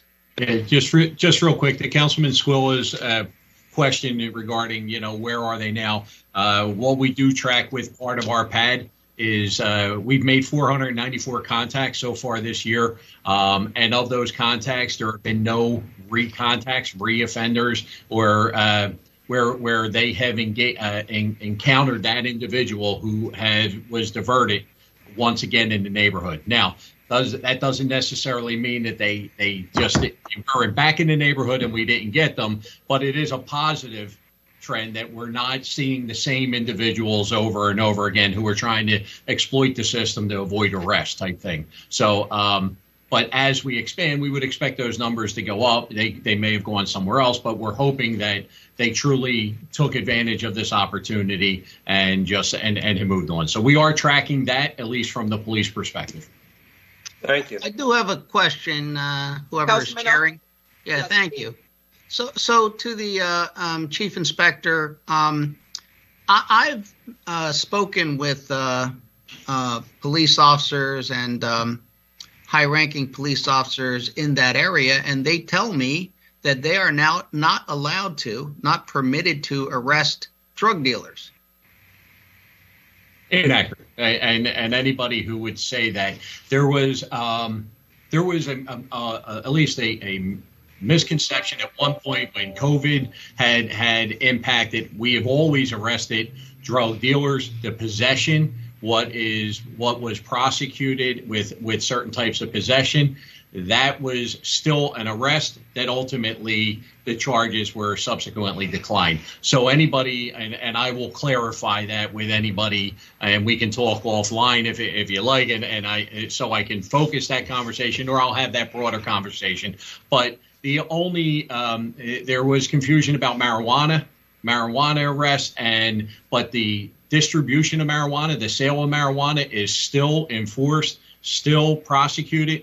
The possession part of it has not been prosecuted. So sometimes people get a little confused by what's going on. But the sale of any narcotic is enforced, and the collaboration that Tumar had referenced. I mean, I do have a chief from narcotics who's leading the strategy for us there. The collaboration between our narcotics bureau, the partnerships with the Attorney General's office, the FBI, the DEA, all are focused in this immediate area. And I can assure you, anybody selling narcotics in that area can be arrested, will be arrested, and we will look to prosecute. That we have to remove that element as one component to fixing this problem. So we're never going to turn a blind eye to that. Oh, that's good news. Thank you very much, Chief Inspector. So, I have been on the call. I have been listening. I understand this is a policy decision. It is a policy decision of this administration, of this mayor, of this administration to basically not enforce the law, to allow tents to go up, to allow prostitution, to allow drug addiction, to allow people to try to address the needs that they have, and they have needs, in a way that is extremely difficult to address. And while I understand that it's important, it's to me that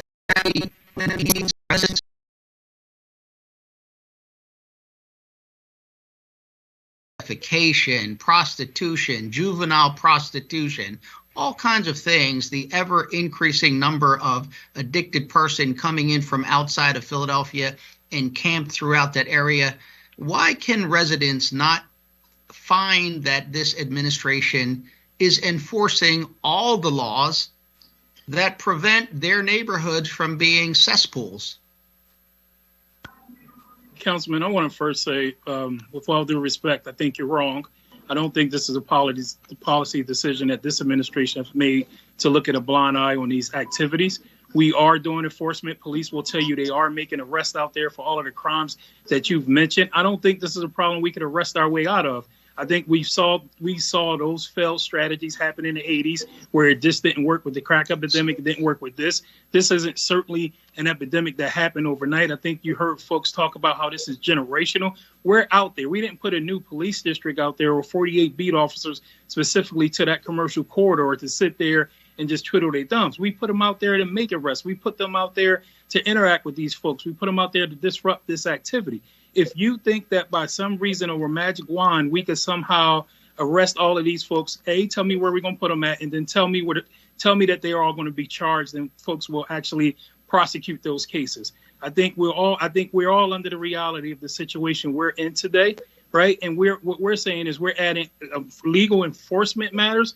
We are doing that, and we're also trying to add the services piece too. So you look at a new day program that we've been funding for a few years that try to get those services and access to those folks who are in that sex work life, right? So it's I just vehemently disagree with the fact that we somehow could arrest our way out of the situation. If it was that easy, I'm sure others before me would have done it already and tried it. I've studied the 80s and what happened there, and it didn't work there, and I don't think it'll work here. So we're going to try to continue, right, as a group, and not just law enforcement, not just prosecution, but also social services. Councilwoman is 100% right.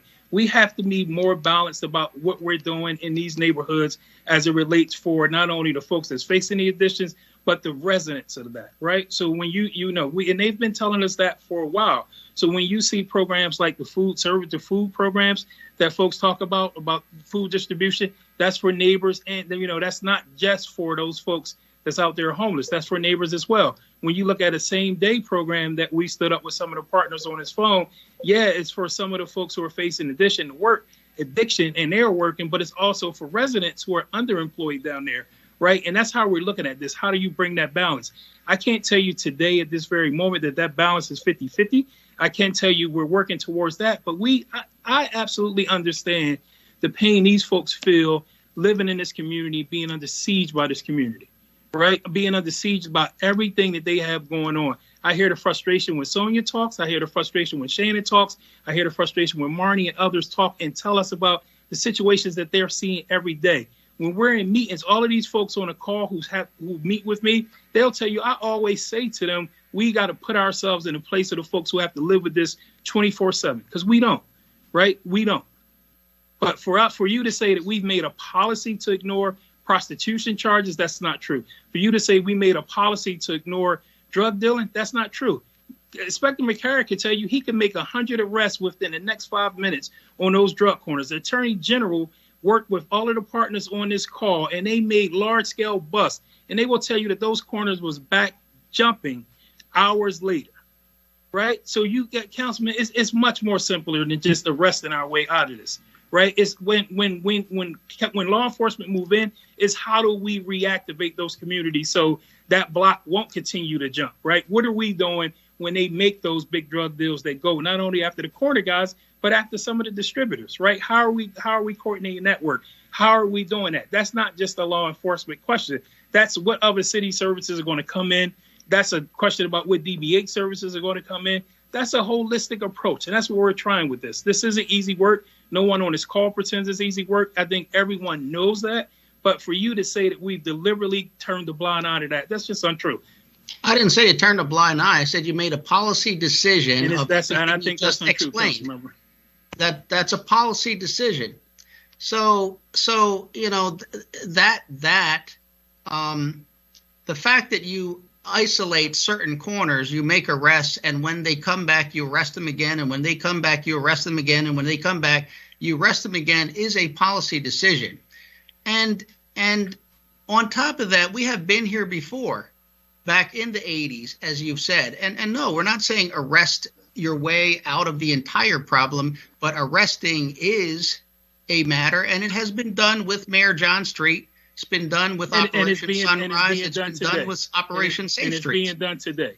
Well, It's being it done doesn't today and under seem this mirror. like it's being done. I'll disagree with that. In other words, That's fine. for the average person, they pick up the phone, they call 911, they report a crime, and that's the other portion of it, which I think nobody's disagreeing that it isn't important. The other portion of what you do with the persons, whether they be drug dealers or people that are engaged in other types of crime, or people who have an addiction, or people who need help, or people who have mental services, that's another issue for this city to deal with.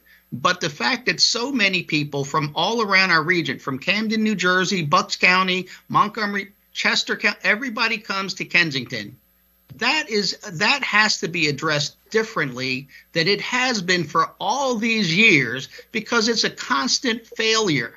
The number of people coming into this city for this very thing is enlarged. It's worse than it's ever been.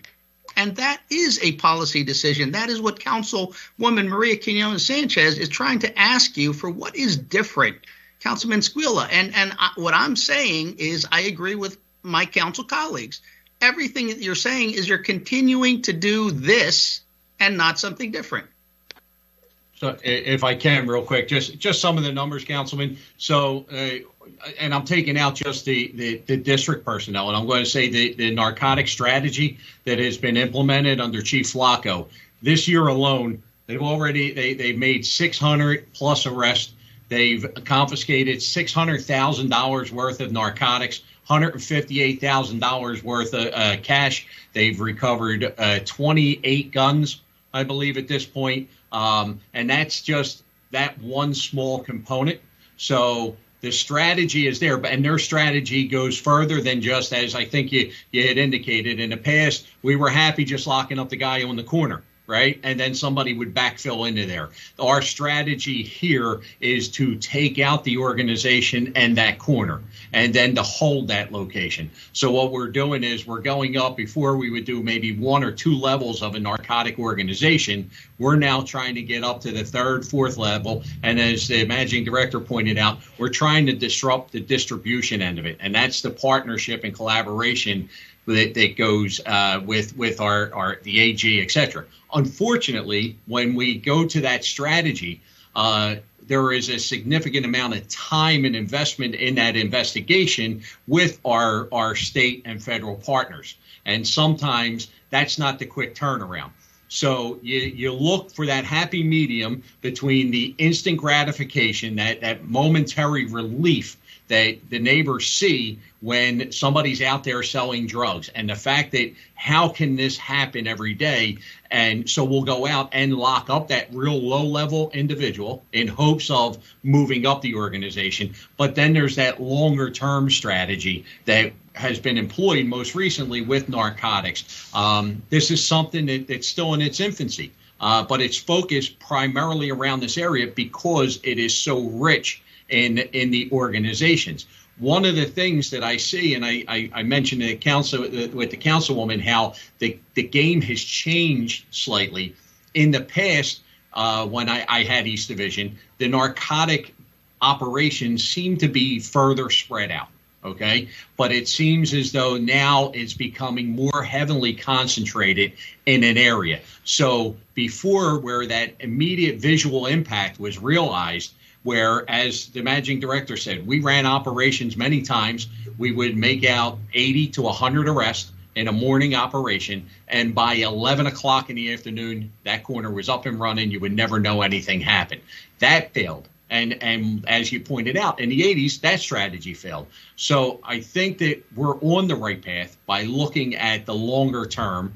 Unfortunately, with that comes the wait. If you want a good stew, you got to let it brew a little bit, unfortunately, and that's the end result with the federal and the state prosecution end of it. We're at their mercy for what their requirements are, and that's the unfortunate part. But with the narcotic thing breeds all other types of crime. Most of what we hear from the community is quality of life. It's quality of life issues that they absolutely are just begging for from the police aspect, and that is everything that's been discussed on the call. And it goes hand in hand with the opioid addiction and the homelessness, but everything associated with it, from the trash, from what you indicated, prostitution, with all those things come into play. So we, as the councilwoman said, we're being stretched not to just focus on the opioid end, but to try to give the community that at least sense of relief.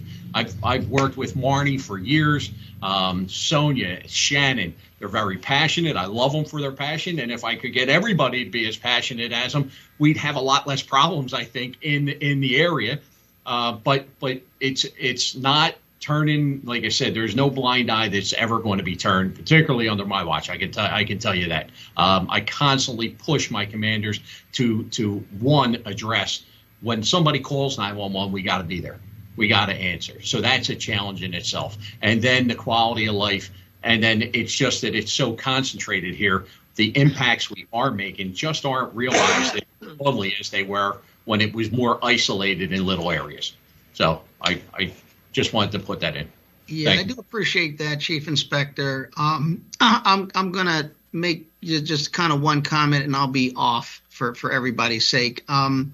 So arresting our way out of the problem of addiction, it has not been successful, but arresting our way to better communities and alleviating the pressures and stresses of those communities has been successful in another sense, like each neighborhood by neighborhood, not the overall effect of drug addiction and dealing with it.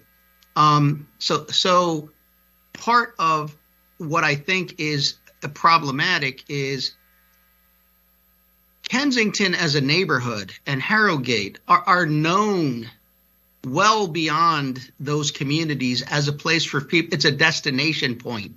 And no matter how much you arrest and no matter how much you try to house and deal with, there are more people coming to that community. They are not being taken care of in their own communities. Those resources are not there for them.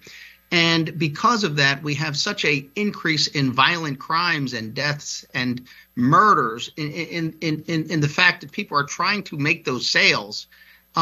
There does seem to be, a ability to resolve that particular area through better policing and enforcement and putting resources there and giving the community a sense and ability to take back, their streets and communities. I'll leave it with that. I mean, I will say that I was hands-on in that in 85, 86, 87, and 88. I do understand, that this is overall a good approach, a better approach, but not if it does not take care of the residents first and foremost. That is the community. Thank you.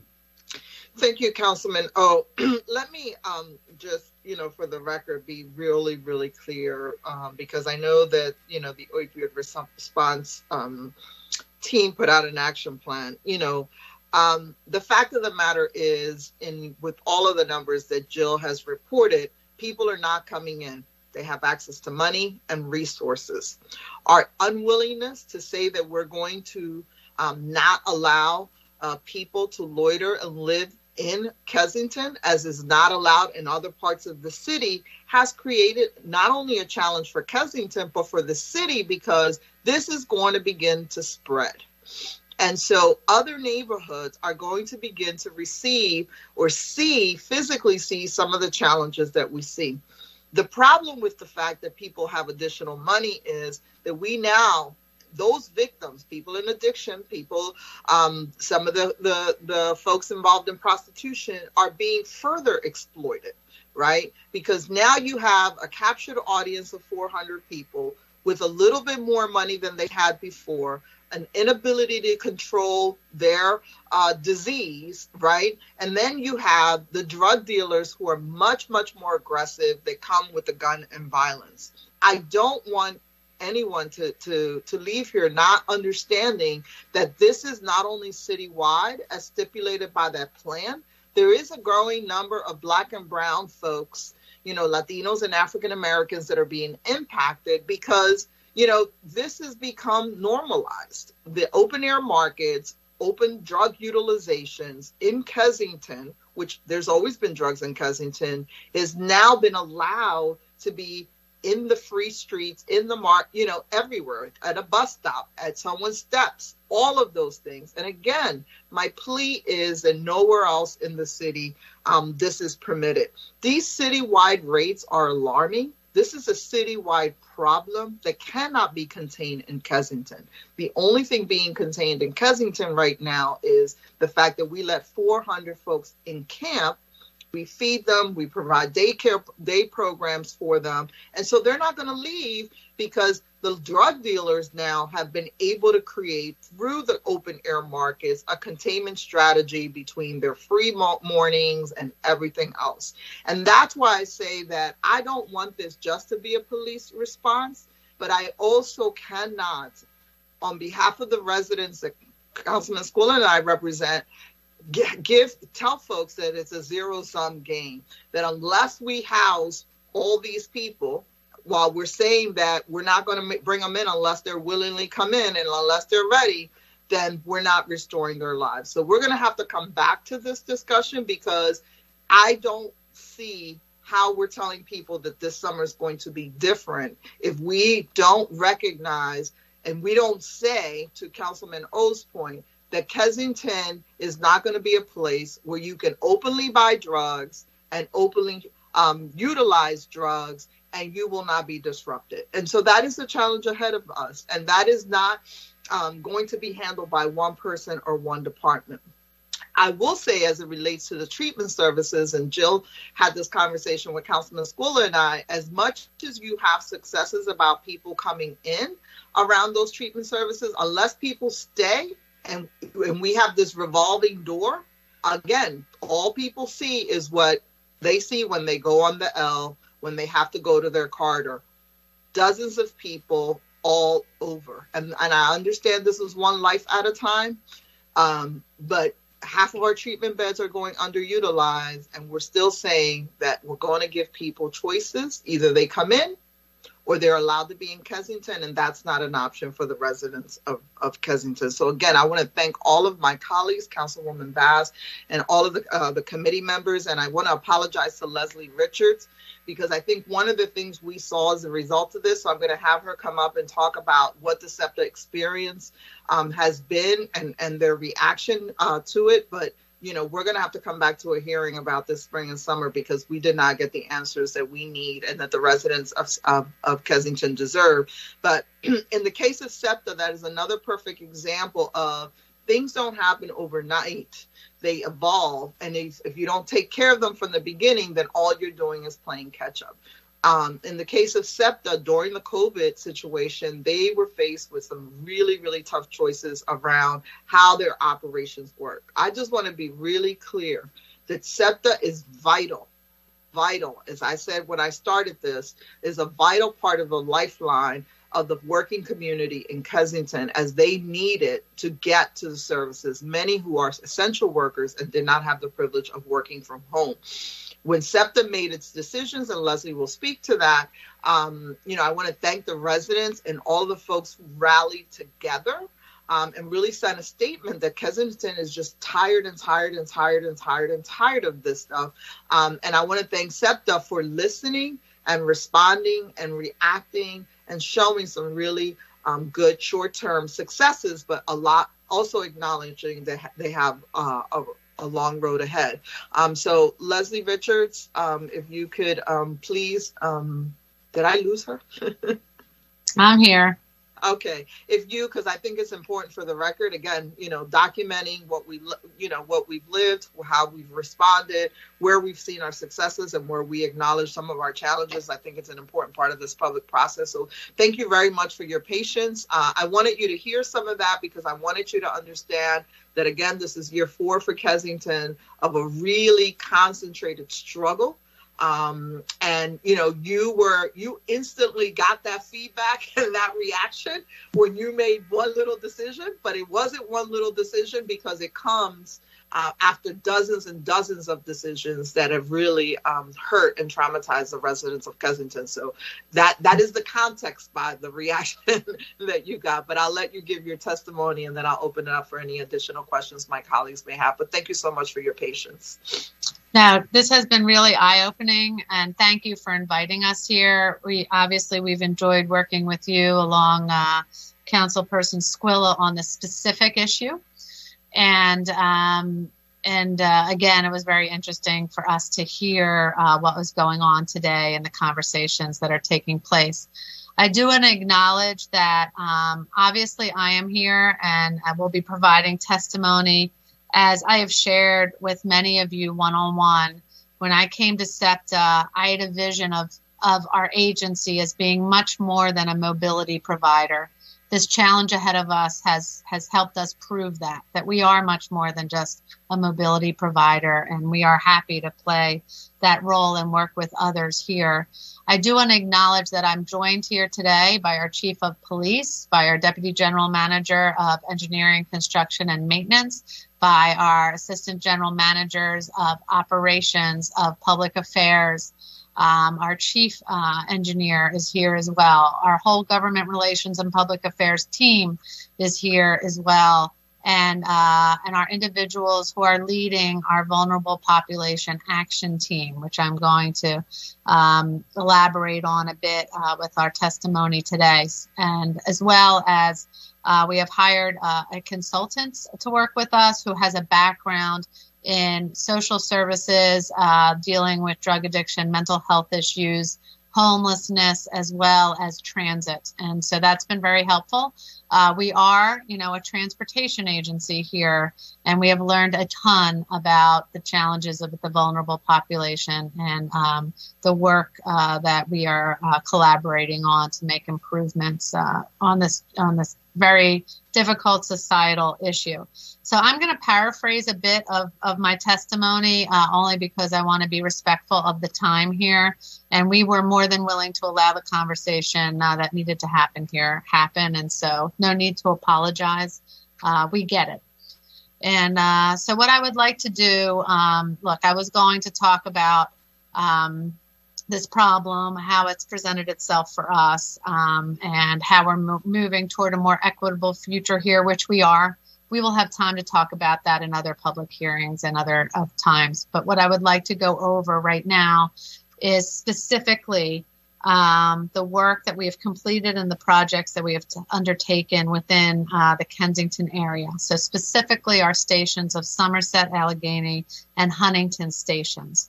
And these are along our Market Frankford line, which you are all aware of. So over the course of the pandemic, with our ridership at historically low levels, Somerset Station very quickly became overwhelmed with crime, substance abuse, damaged equipment, and unsanitary facilities, which did not allow us to keep it safe with all the extra rules with the pandemic, as well as just other behaviors that we were seeing.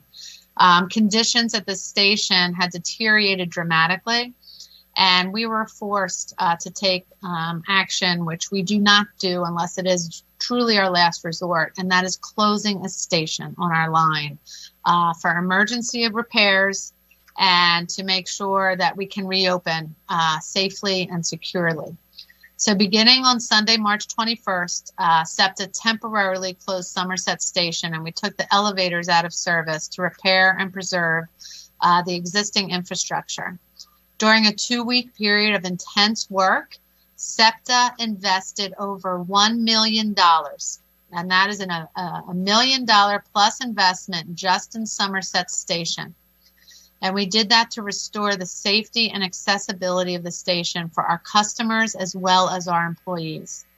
In order to even access the elevators to assess their condition, we had to hire a third-party environmental cleaning company who had to come in because they had to remove syringes and other hazardous wastes from our elevator kits. We found human waste had destroyed elevator mechanical components and required weeks to repair. The comprehensive elevator overhaul also included replacement of the car floors, that had also been damaged beyond repair by human waste and application of anti-corrosion protection to the doors and other exposed surfaces to help protect them. So our SEPTA cleaners and our engineering, maintenance, and construction personnel made numerous additional repairs, including replacement of corroded stairs, clearing a deluge of used syringes from the track area, deep cleaning and power washing platforms, stairs in all customer areas, station-wide painting, and reconfiguring entrances and exits to provide a safer customer experience. In addition, we added an area for our police department when they are stationed there, so that they would have a booth at street level where they could go collect themselves, and people would know where to find them when needed. And this also helps better for us, allowing us to better enforce and as well as provide security for our customers and for the residents of the Kensington area. After 2 weeks of round-the-clock work, the station reopened to customers on April 5th. This was much earlier than we thought. And again, we had 3 shifts working round the clock to make sure that this happened. Our customers now enter and exit the station through secure entrances and fare lines and board trains from clean, well-lit, and freshly painted platforms. 2 transit police officers are detailed to the station throughout the service day, and the elevators are being monitored by SEPTA staff. We are also working with community groups to put up a program where we have elevator attendants, platform attendants from the community who will be paid and help us, or they'll be paid on an hourly basis to help us keep this area safe. Any damage or issues are immediately reported to our maintenance department and taken care of right away. Additionally, we have third-party security guards who are now stationed at Somerset Station throughout the service day, and this is part of a broader initiative to deploy security guards at all Market Frankford line stations from 15th Street to Frankford Transportation Center, and this is to help us provide a safe environment for our employees and our customers. We are not seeing many of these issues only in the Kensington area. We are seeing them at our Center City stops as well as throughout other stops on our network.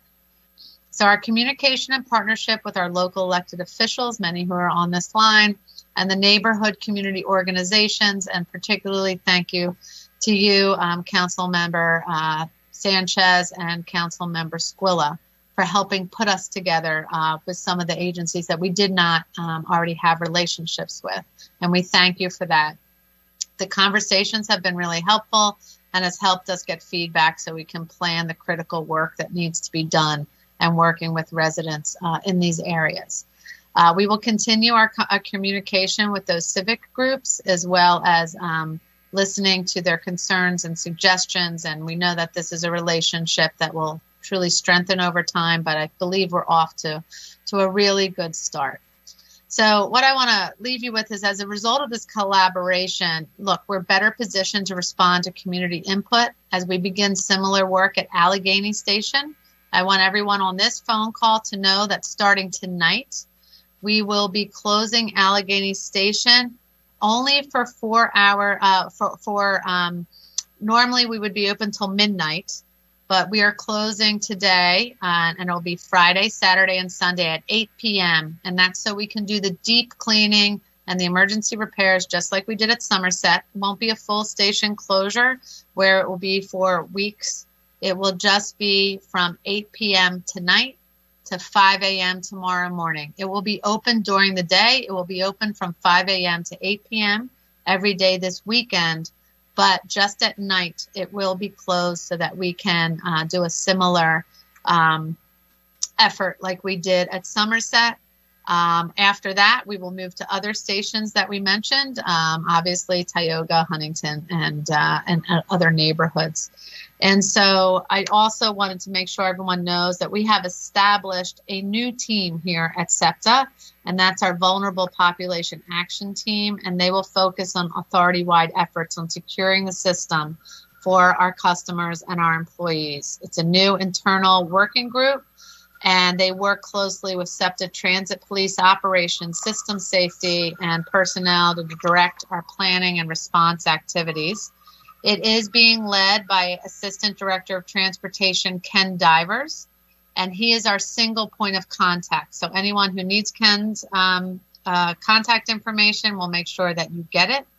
And he and his team are doing a wonderful job engaging community groups, social service organizations, working with the city, and to make sure that our broader goals are met of being compassionate in dealing with this serious issue.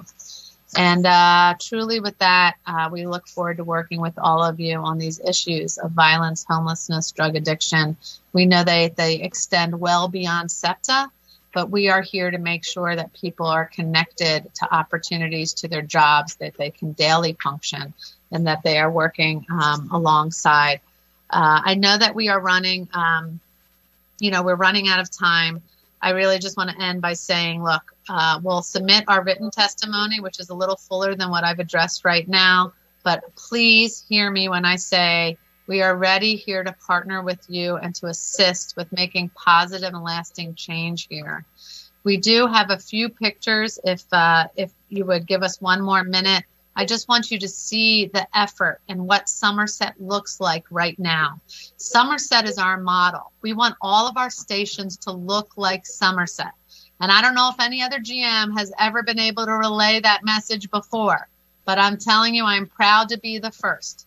So on the top, you see what it looked like before we closed. And on the bottom, you will see what it looks like today. I have been there personally.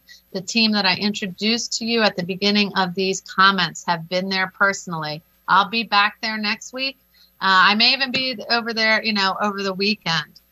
It looks fantastic, and we are doing everything we can to keep it that way. And thanks to council members Sanchez and Squilla, as well as others, we will hear when things start to decline in any way because of the neighborhood connections you have put us in, and we welcome that feedback. We don't want to go backwards in any way, shape, or form from what we have accomplished. And I do just want to give a special shout out to Kate O'Connor, whose team has been out there and has really just done amazing work. Her engineers have been out there, and all of the building and bridges team that she oversees with multiple shifts, as well as others, I will say, but it's just been extraordinary. And I wanted you to see what we are so proud of and what we are going to work every day to keep. But not only that, make sure that the rest of our system looks like Somerset, and that is our goal moving forward. Thank you for inviting us to this very important discussion. Thank you. Before I turn it over to Mark, I'm sure Mark has some comments. Again, I just want to thank your entire team. I know that when you first made that decision because of the dangerous conditions of Somerset, you thought, wow, I'm just closing it to fix it. And you never imagined the blowback. I think, what you've listened to today is, the folks have been promised stuff and we haven't delivered, right? And I say we in government because this is one government and people don't separate one department from another. And, the blowback that you felt and the frustration and the protest and all of that was just a result of people being tired of being sick and tired. And I want to thank you because from the very beginning, you and your team were very respectful.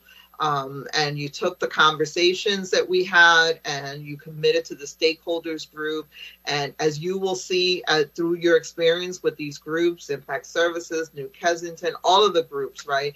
There is no other group of people more resilient, more passionate, more committed than those folks, which is why these conversations like today are so painful and hurtful and just frustrating because they deserve better.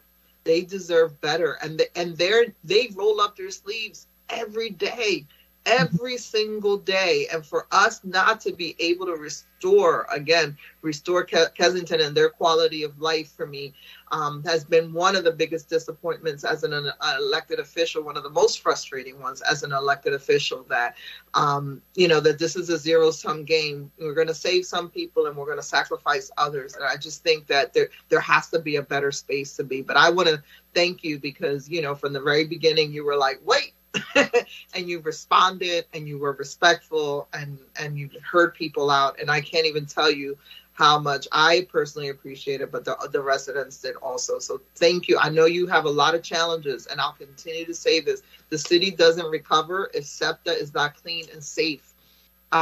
It has to be clean and safe. I was in a meeting the other day, and some of the streets officials told me that there have been 450,000 new cars bought in the city of Philadelphia. That is problematic for the future of SEPTA, if that's the route we go, if people don't feel it's going to be safe and clean. So Councilman Member Skula, and then I'll open it up if any other council members. And I know, again, to all of my council colleagues and this committee, I used to be vice chair of this committee and I'm not on it now. So I really, really appreciate everyone giving up a Friday afternoon. Council Member Skula.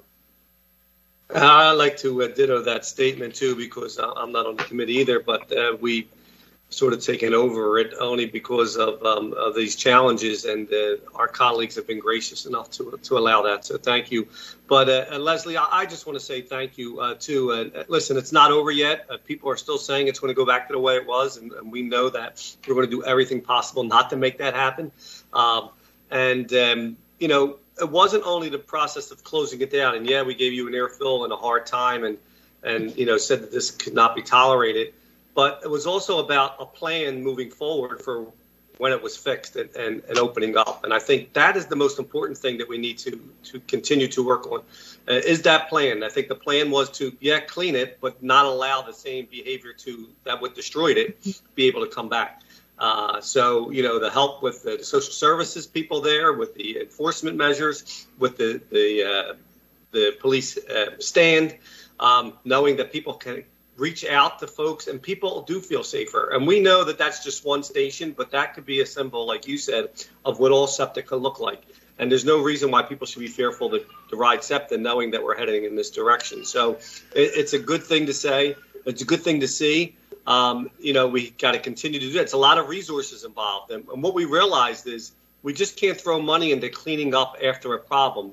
We have to try to attack that problem, address the problem, work to help the people who are inundated with that problem, and then also be able to make sure we have cooperation and partnerships with all the resources necessary. And you know, this is an example of what can work if we listen and to our community folks and to all the people involved.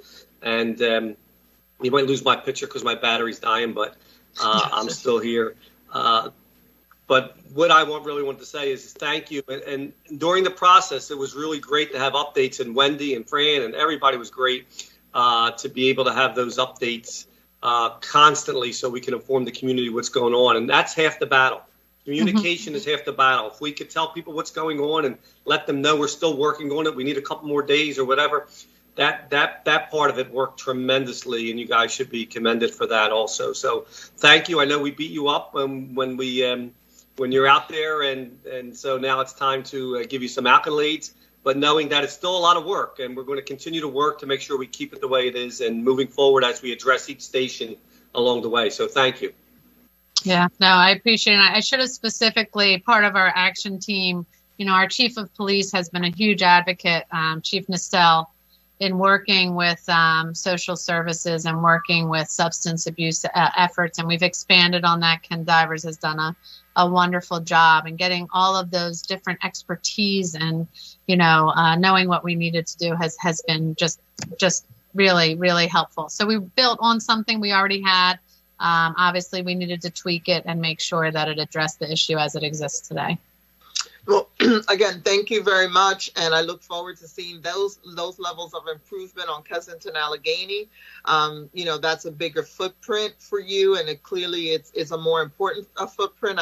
I know that pre-COVID, you were moving about 30,000 people through there. I don't know what the numbers are in a COVID reality, but you know, that is a lifeline for many of those residents who need that access. So we look forward to seeing those improvements, you know, the station being clean and the station being accessible, right? Because I think that's one of the bigger challenges over there. And that's why this encampment strategy and policy becomes so very important, because ultimately, once you fixed yours, you're part of it in your geography, you know, the pathway leading up to that, we have to see kind of the similar response and coordination by the city, as you know, as your exit points on that avenue have been where the encampments have been allowed to form and exist for a while now, right?